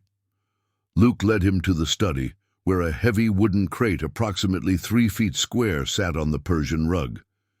"It arrived yesterday. Special courier, requiring ID verification and signature. Mrs. Finch called Mr. Hadley, who said it was expected and I should sign for it." Wyatt examined the crate, noting the international shipping labels and customs declarations, listing the contents as personal effects, non-commercial. Where's it from? Singapore, Luke replied. Return address is Mitchell Holdings Limited. The name rang a bell from Wyatt's conversations with Henri Mercier. Mitchell Holdings was one of Eleanor's shell companies, used primarily for art and antiquities acquisitions. Let's open it, Wyatt decided, retrieving tools from the garage. The crate had been professionally packed, with layers of custom foam protecting its contents. Inside lay a metal safe, sleek and modern, with a digital keypad and fingerprint scanner. Whoa, Luke breathed. High-tech. Eleanor's final delivery, Wyatt murmured, recognizing the style from the secure room at Banque Suisse Privé in Geneva. Can you open it? Luke asked. Wyatt studied the keypad, considering. Not yet. I need to check something first. He retrieved Eleanor's letter from his wallet, scanning for any mention of Singapore or Mitchell Holdings. Finding nothing explicit, he considered what passphrase might secure this particular safe. Luke, head up to bed, he finally said. It's late, and you have school tomorrow. But, Dad, we'll figure this out tomorrow, Wyatt assured him. Emily is flying in this weekend. Maybe she'll have insights. After Luke reluctantly departed, Wyatt examined the safe more carefully. Unlike the Swiss security systems, this one had a small Blackwell Foundation logo etched below the keypad. A custom unit, then. On a hunch, he placed his thumb on the fingerprint scanner. The screen illuminated with a prompt. Voice verification required. Cordelia's Tempest. Wyatt spoke clearly. Voice pattern accepted. Secondary passcode required. Wyatt considered what Eleanor might have chosen as a secondary layer of security. Something significant to both her and Emily, perhaps. He recalled the journal entry about the 8-year-old Emily's fascination with Shakespeare's play. Miranda's freedom, he attempted. Passcode. Incorrect. 2 attempts remaining. Wyatt paused, wary of triggering a security lockout. What else had been meaningful to Eleanor regarding her daughter? He remembered the photograph from the safe deposit box, young Emily with her mother's determined eyes. An insight struck him. He checked the date in Eleanor's journal, 1985. Emily would have been 8 years old. Her birth year would have been 1977. Emily Grace, 1977, he tried. Passcode incorrect. 1 attempt remaining. Wyatt stepped back, unwilling to risk the final attempt without more information. The safe would have to wait until Emily arrived. He secured the study and headed upstairs, making a mental note to have additional security measures installed around the house. If someone was interested enough in Eleanor's papers to attempt unauthorized access, this new delivery would only increase their determination. The following morning, he arranged for a security firm to upgrade the mansion's outdated system, adding motion sensors and cameras to cover all entry points. Walter Hadley provided a list of trusted contractors, emphasizing the need for confidentiality. Regina has filed a formal challenge to the will, Hadley informed Wyatt during their call. It's a standard maneuver, claiming undue influence and diminished capacity. Unlikely to succeed, but it will delay the final probate. Is she aware of the separate trusts? Wyatt asked. Not officially, Hadley replied. But her attorneys have requested a complete accounting of all assets, including any undisclosed financial instruments or foreign holdings. Specific language, Wyatt noted. Someone's been talking. Indeed. On a separate note, Henri Mercier called this morning. He was concerned about certain inquiries made regarding Eleanor's Swiss accounts. What kind of inquiries? Someone claiming to represent the Blackwell Foundation requested access verification procedures, Hadley explained. When pressed for credentials, they couldn't provide the necessary authorization codes. Henri thought you should be informed. The pattern was becoming clear. Systematic attempts to access Eleanor's hidden assets from multiple angles. Someone had pieced together enough information to know where to look, but lacked the specific access credentials. Emily arrived on Saturday morning, having taken a circuitous route through Chicago and Houston to mask her destination. Wyatt sent a driver to collect her from the airport rather than going himself, still mindful of the warning to maintain separation. He greeted her in the mansion's grand foyer, noting her momentary pause as she took in the opulence of her mother's vinyl home.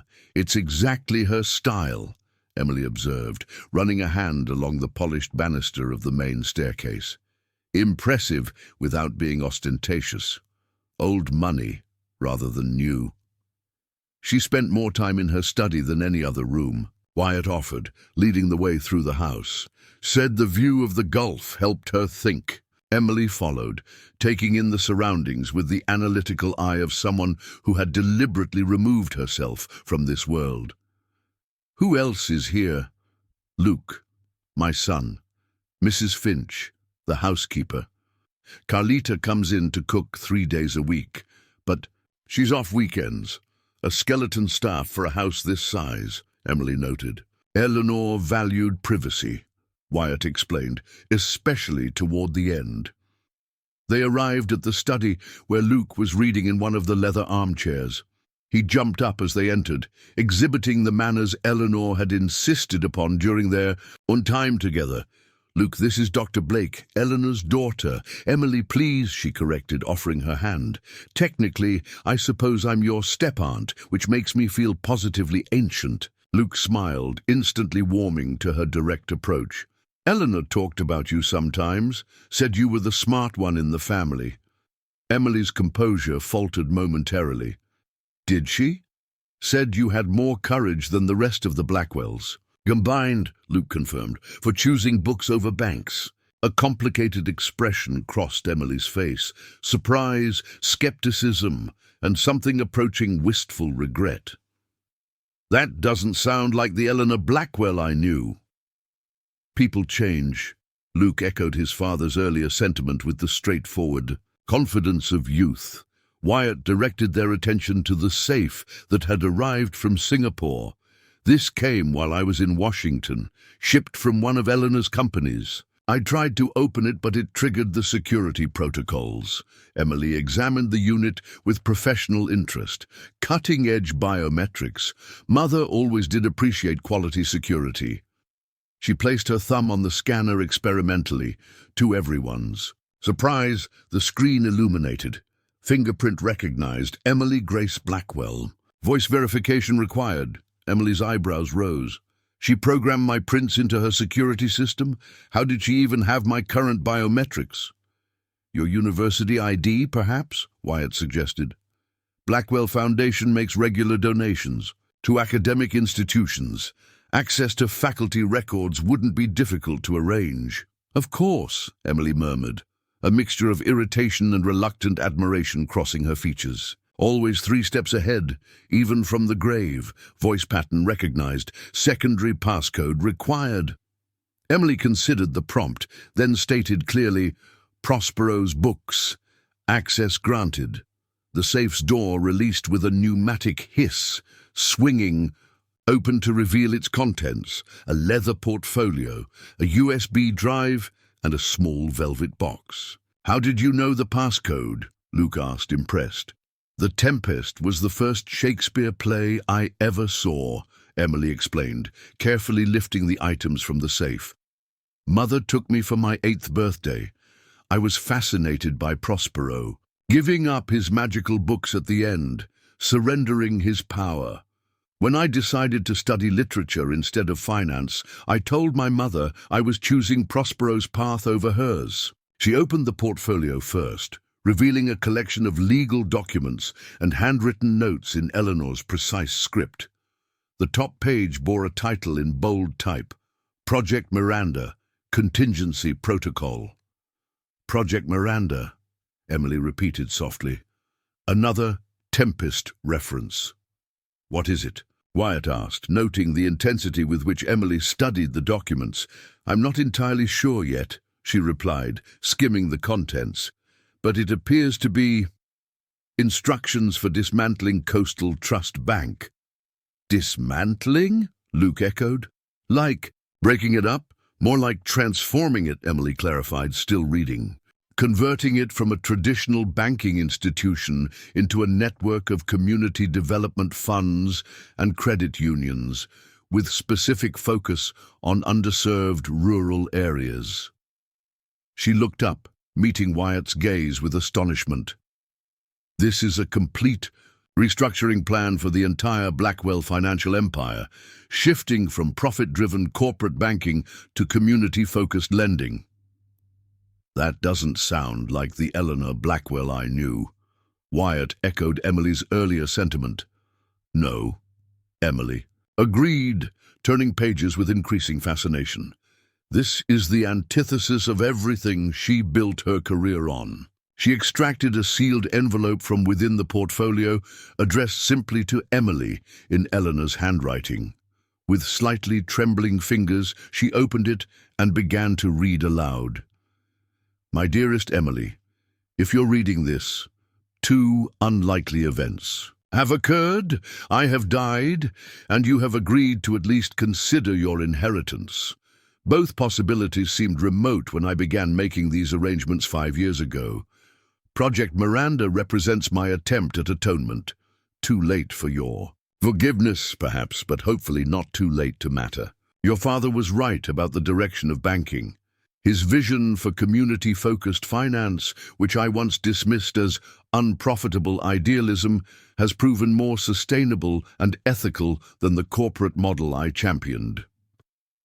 The enclosed documents provide a legal framework for transitioning Coastal Trust away from the predatory practices that have characterized too much of modern banking, including, I admit with deep regret, my own career. The framework requires your participation, as the Miranda Protocols can only be activated with the combined authority of Blackwell family interests, now held by you, and Foundation governance, entrusted to Wyatt. I do not ask your forgiveness. I ask only that you consider implementing what your father and I should have built together decades ago. The choice, as always, remains yours. With love and admiration, Eleanor. The room fell silent as Emily finished reading, the Gulf waves audible, through the study windows. She carefully refolded the letter, her academic composure momentarily abandoned. Well, she said finally, her voice steady despite the emotion evident in her eyes. That was unexpected. Eleanor never mentioned any of this, Wyatt said, trying to reconcile this revelation with the businesslike woman he had married. The ultimate Blackwell power move, Emily observed, with a hint of her earlier cynicism, orchestrating a complete corporate transformation from beyond the grave. She turned to the USB drive, inserting it into Eleanor's laptop that still sat on the desk. The drive contained dozens of folders with detailed financial analyses, market projections, and implementation timelines. 5 years of meticulous planning for a banking revolution few would have expected from Eleanor Blackwell. This explains the interest in Mother's papers, Emily realized, navigating through the files. If word of these plans leaked to the board or major shareholders, they'd do everything possible to prevent implementation. Wyatt completed the thought, including trying to access her private documents and accounts. And discrediting you, Emily added, recalling the warning email.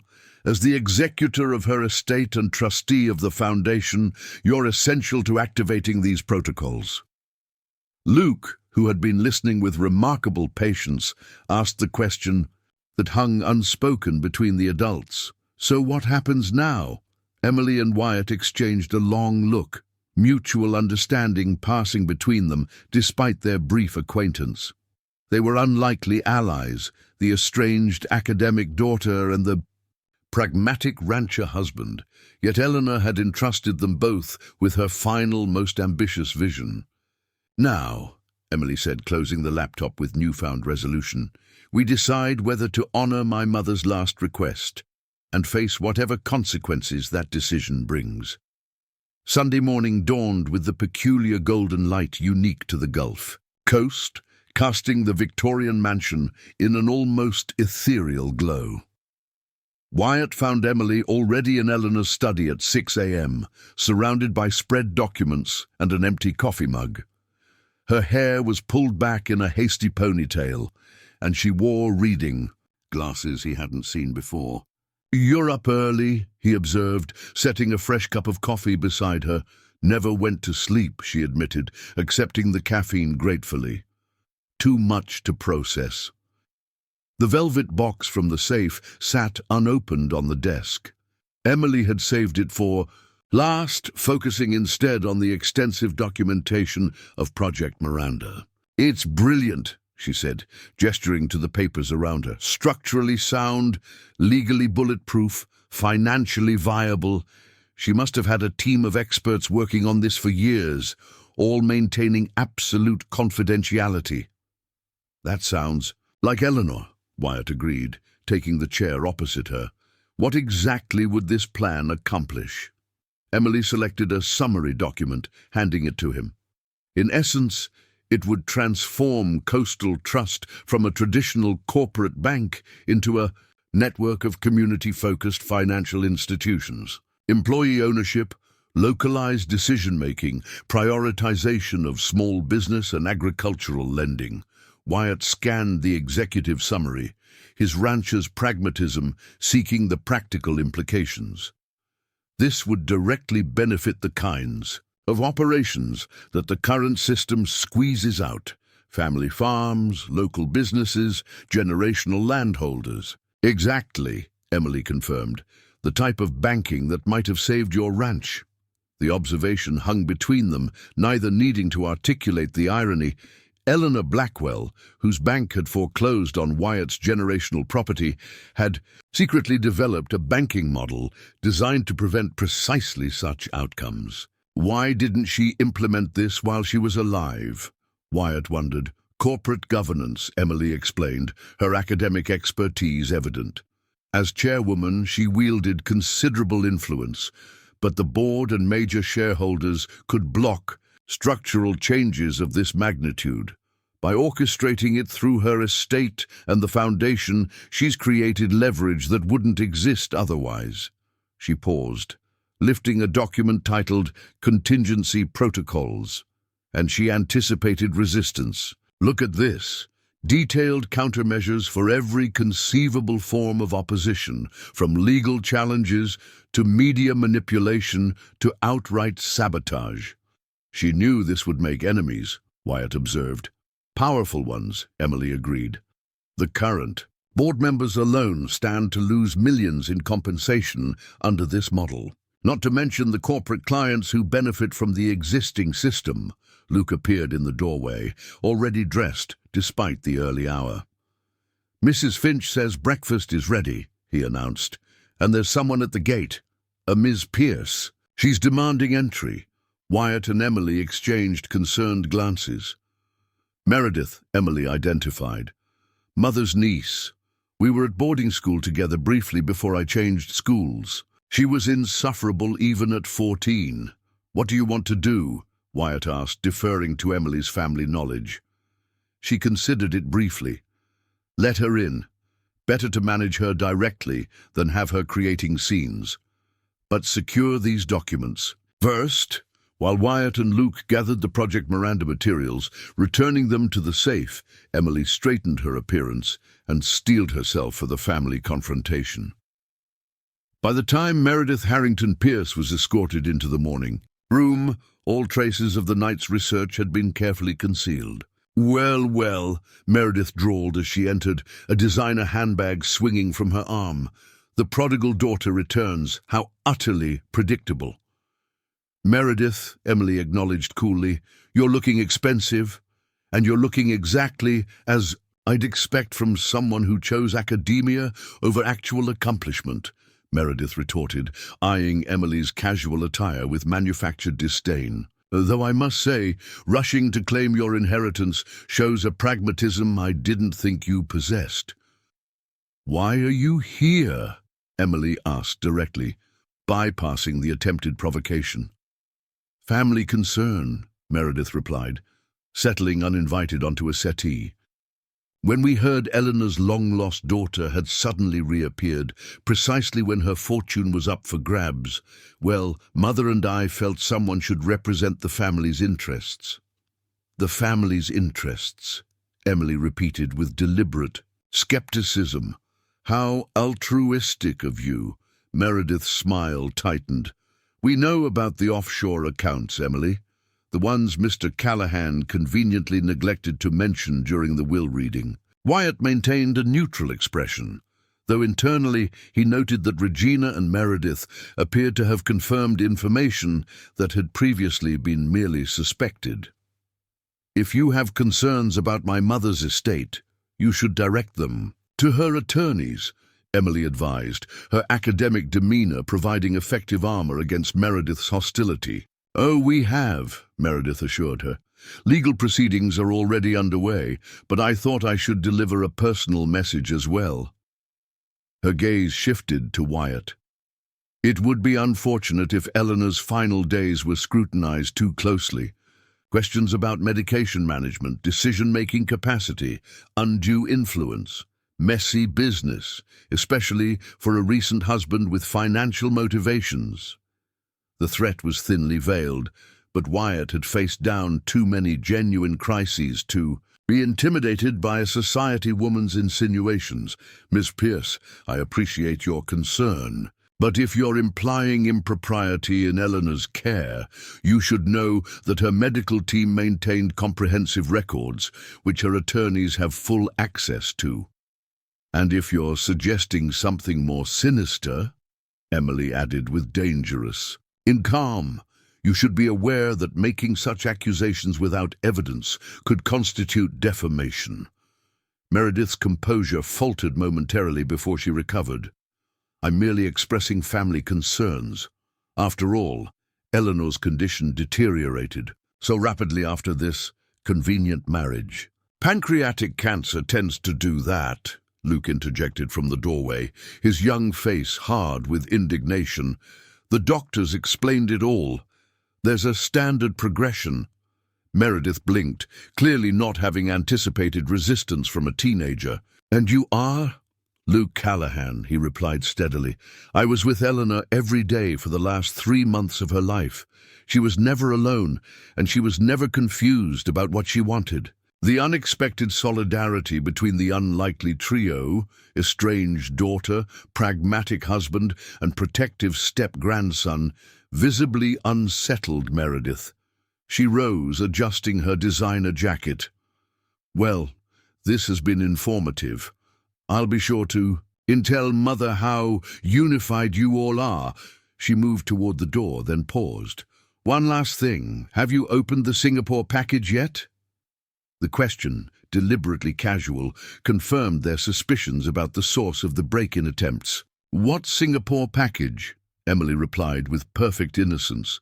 Meredith's eyes narrowed slightly. My mistake. I thought Eleanor mentioned sending something from her last trip abroad. After she departed in a cloud of expensive perfume, the three reconvened in Eleanor's study. They know too much, Luke observed with impressive acuity for his age, about the accounts, about the safe from Singapore. Someone's feeding them information, Wyatt agreed. Someone with intimate knowledge of Eleanor's arrangements. Emily paced the study, her academic mind analyzing the problem methodically. The circle of people with that level of knowledge is extremely small. Henri Mercier in Geneva, Walter Hadley, and perhaps 1 or 2 senior partners at the law firm.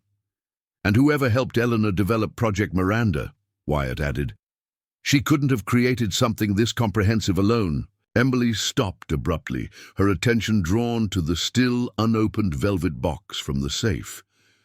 We've been ignoring this, she said, picking it up. Maybe it contains another piece of the puzzle. The box opened with a soft click to reveal an antique pocket watch on a heavy gold chain. Emily lifted it carefully, examining the ornate exterior before pressing the release to expose the face. This was my father's, she said softly. His grandfather gave it to him when he graduated from college. I remember him checking it during board meetings. the only time he ever used it. She turned it over, noting an inscription on the back. To James, may you always value what truly matters. CGT, 1972, CGT, Charles Gareth Thornton, my paternal grandfather, Emily explained. Dad disappeared after the divorce. I assumed Mother had sold it, along with most of his possessions. She kept it all these years, Wyatt observed, and made sure you would receive it. Emily nodded, visibly moved despite her efforts to maintain composure. As she examined the watch more closely, she noticed something unusual. The back plate seems thicker than it should be. Carefully, she pressed various points around the edge until a hidden compartment clicked open, revealing a small key and a folded note in Eleanor's handwriting. The final piece is where it always was. Your father's desk at the Thornton Ranch. Emily looked up, confused. The Thornton Ranch was sold decades ago after my grandfather died. My father lost his remaining interest in it during the divorce settlement. Who owns it now? Wyatt asked. His branch's instincts immediately engaged. I have no idea, Emily admitted. It was in Pecos County, part of the same property where the mineral rights are located, but the surface rights were sold separately from the mineral rights. Luke, who had been quietly observing, spoke up. If it's in Pecos County, we could check. The property records online. County assessors' databases are public. Within minutes, Luke had navigated to the Pecos County property records on Eleanor's laptop. What was the ranch called? Thornton Crossing, Emily supplied, located along the Pecos River, about 30 miles outside of Fort Stockton. Luke's fingers flew across the keyboard, his generation's natural facility with digital research evident. Got it, currently owned by... That's weird. What is it? Wyatt asked, moving to look over his son's shoulder. The current owner is listed as Triple T Holdings LLC, Luke reported. Registered address is a P.O. box in Houston. Emily frowned. That tells us nothing. It could be anyone behind that LLC. Maybe not, Wyatt suggested.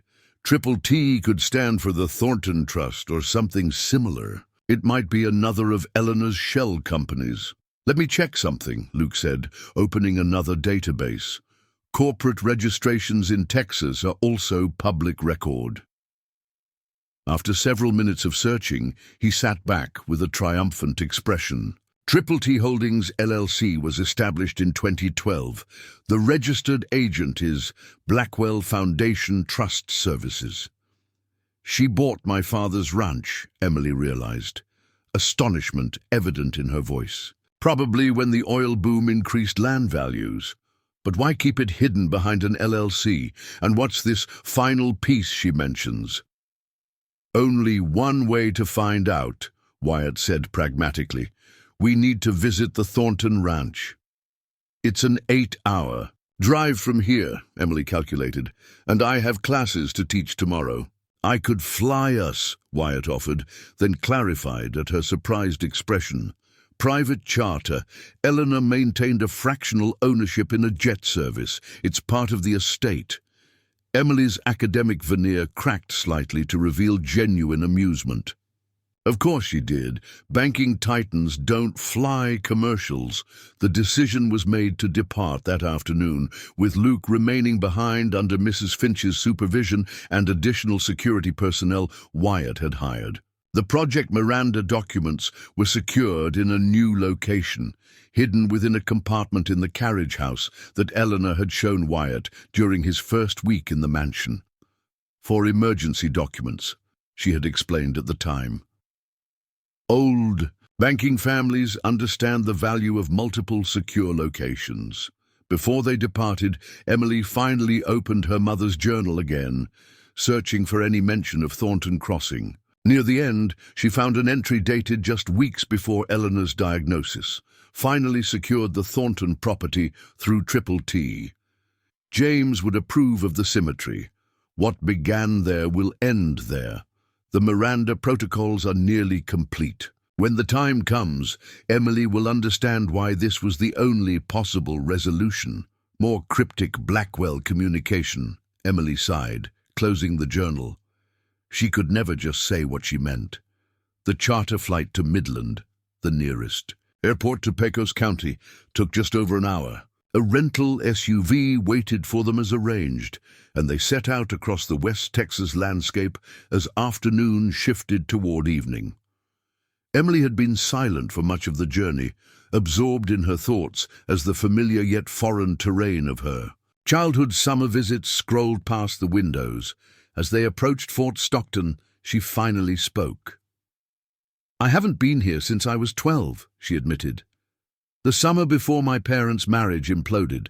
Dad would bring me out to the ranch while Mother stayed in Houston, claiming the dust aggravated her allergies."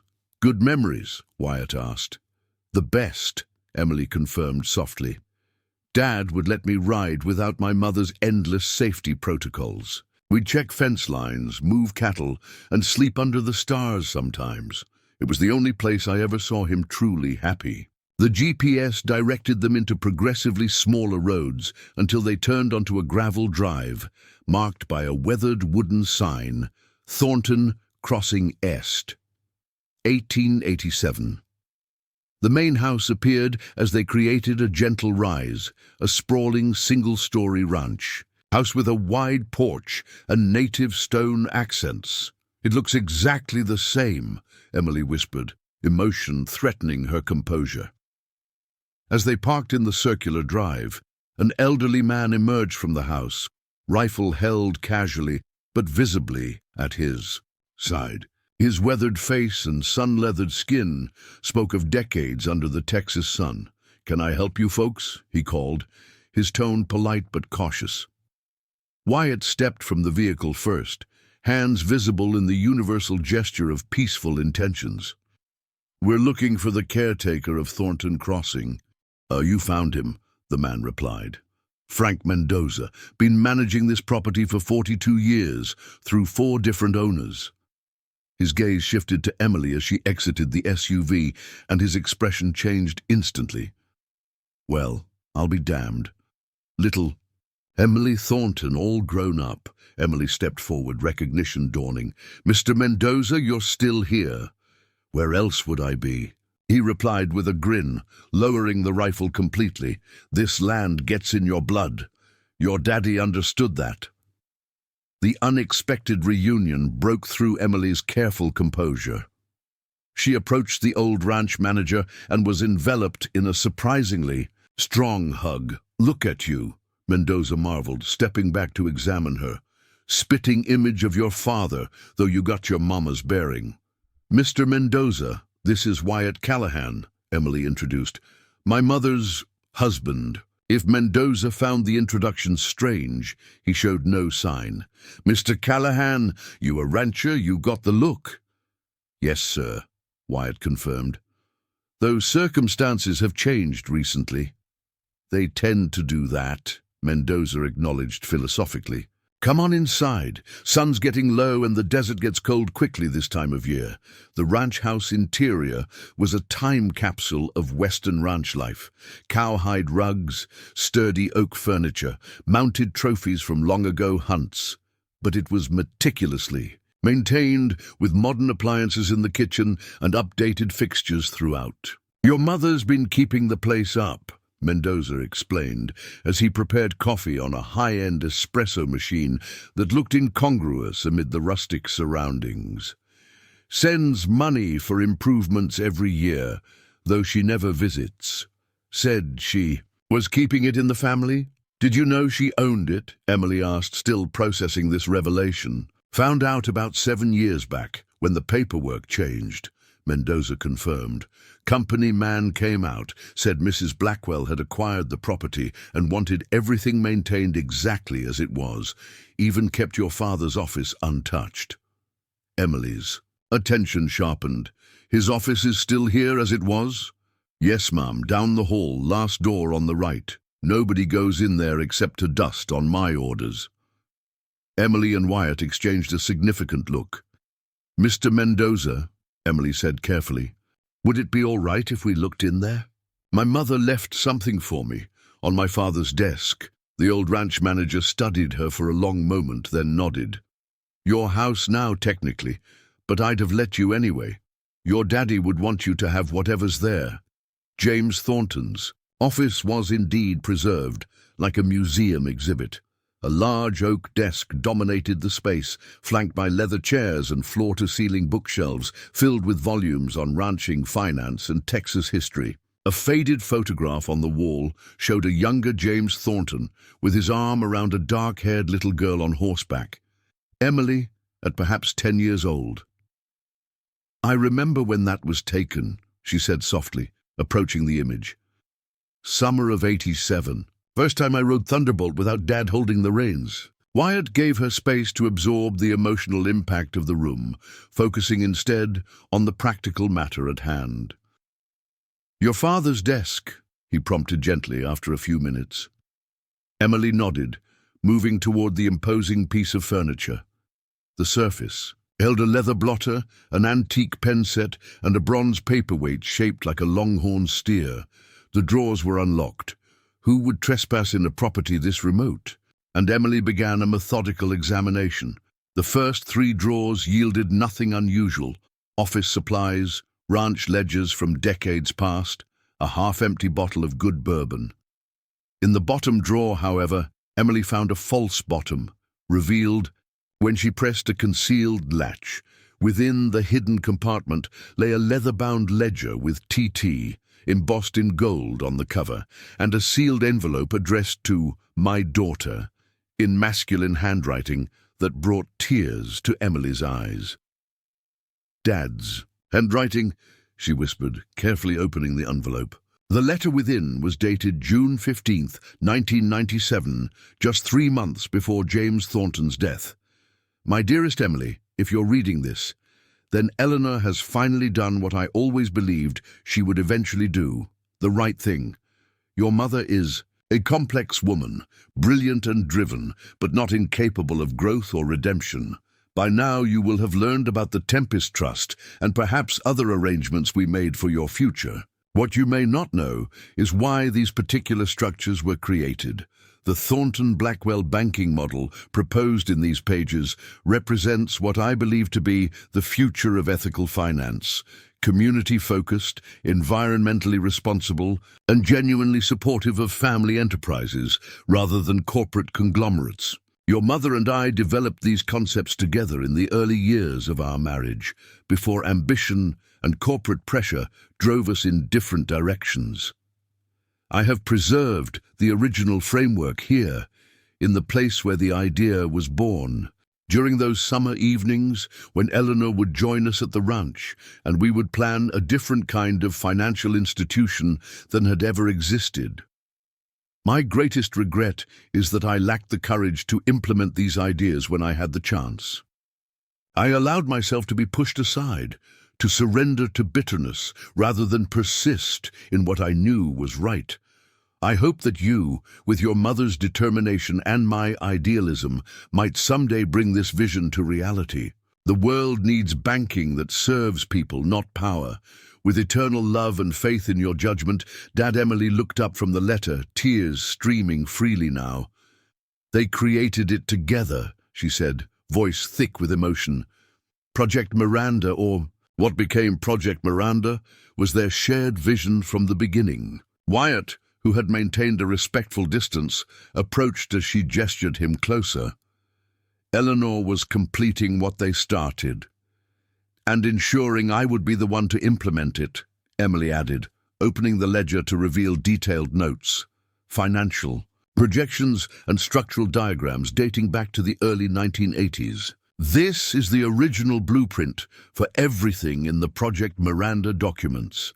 As they carefully examined James Thornton's work, the full picture began to emerge, a decades-long journey from idealistic concept to practical application. What had begun as a shared dream between a banking heiress and a rancher's son had evolved through personal tragedy, corporate warfare, and finally, terminal illness, into Eleanor Blackwell's final legacy. "Dad's last note is dated 3 weeks before his death," Emily observed, tracing her finger along her father's handwriting. He never gave up on the idea, even after everything that happened with Mother. And she came back to it in the end, Wyatt noted, completing the circle. As the Texas sunset painted the ranch house in amber light, Emily Blake found herself at the intersection of her parents' complicated history. The daughter of both ambition and idealism, uniquely positioned to fulfill a legacy decades in the making. "So," Wyatt asked quietly, "what happens now?" Emily closed the ledger with careful reverence, her academic detachment giving way to newfound purpose. "Now we implement Project Miranda, exactly as they envisioned it. What neither of them realized, as they gathered the precious documents for the return journey, was that their discovery at Thornton Crossing had triggered a silent alarm in the Coastal Trust security system, an alert programmed by Eleanor Blackwell that would now set in motion the final phase of her meticulous plan. The Coastal Trust boardroom fell silent as Emily finished her presentation. 14 pairs of eyes, belonging to some of the most powerful figures in American banking, stared back at her with expressions ranging from shock to outrage to calculating interest. "This is preposterous," barked Richard Kensington, the interim chairman who had assumed leadership following Eleanor's departure. "You can't seriously expect us to voluntarily dismantle a century-old institution based on some pie-in-the-sky idealism." Emily stood her ground, every inch Eleanor Blackwell's daughter, despite the academic attire that set her apart from the power suits surrounding her. "The Miranda Protocols aren't a suggestion, Mr. Kensington.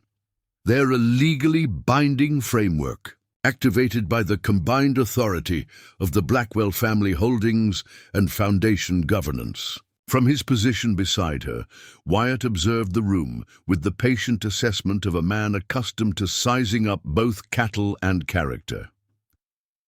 3 months had passed since their discovery at Thornton Crossing, months spent in careful preparation.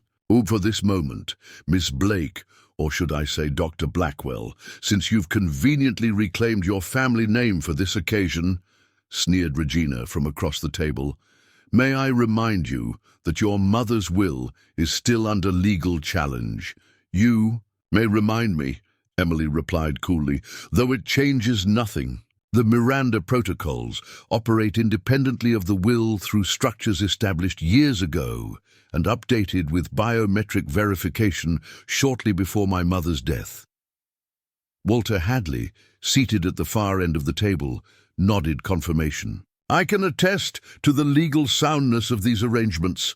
Mrs. Blackwell was meticulous in ensuring they would withstand any challenge."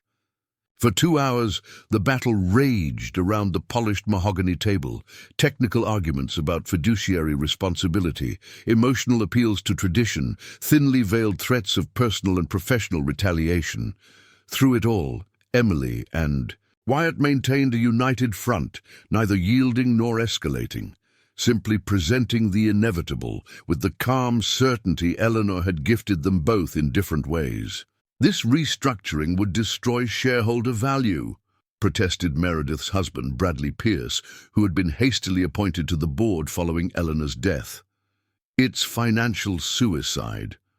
"Actually," countered Wyatt, speaking up for the first time, "the projections show long-term stability significantly above industry averages. What it doesn't show is the obscene executive compensation and short-term profit-seeking that's become standard practice." He slid forward a folder containing assessments from 3 independent financial firms, preparations Emily had insisted upon, knowing exactly what objections would arise. "The Thornton-Blackwell model," Emily continued seamlessly, "creates sustainable growth through community investment rather than extraction. It's the difference between mining a region and farming." A younger board member, Patricia Winters, who had thus far remained silent, finally spoke. "I've reviewed these projections. They're sound, different from our current approach, certainly, but potentially more resilient during economic downturns." The crack in unified opposition was slight but significant. As the meeting stretched into its 3rd hour, more fissures appeared. Two additional board members expressed cautious interest in aspects of the plan. The CEO, who had been conspicuously silent, asked increasingly detailed operational questions that suggested serious consideration rather than dismissal. Finally, Kensington called for a brief recess. As board members filed out, Regina approached, Emily with tightly controlled fury. "Your mother would be appalled by this betrayal of everything she built," she hissed. Emily met her gaze steadily. "My mother designed every aspect of this transformation, Aunt Regina. This is her legacy, the one she actually wanted, not the one you imagined for her." "And you," Regina turned to Wyatt, "what do you gain from this dismantling of a great institution?" "Some noble revenge for your lost ranch, ma'am," Wyatt replied with the same calm politeness he'd maintained throughout. "I'm simply keeping a promise to my wife." When the board reconvened an hour later, the atmosphere had shifted subtly. Kensington's opening statement confirmed what Emily and Wyatt had already sensed. The inevitability of Miranda was becoming apparent to all.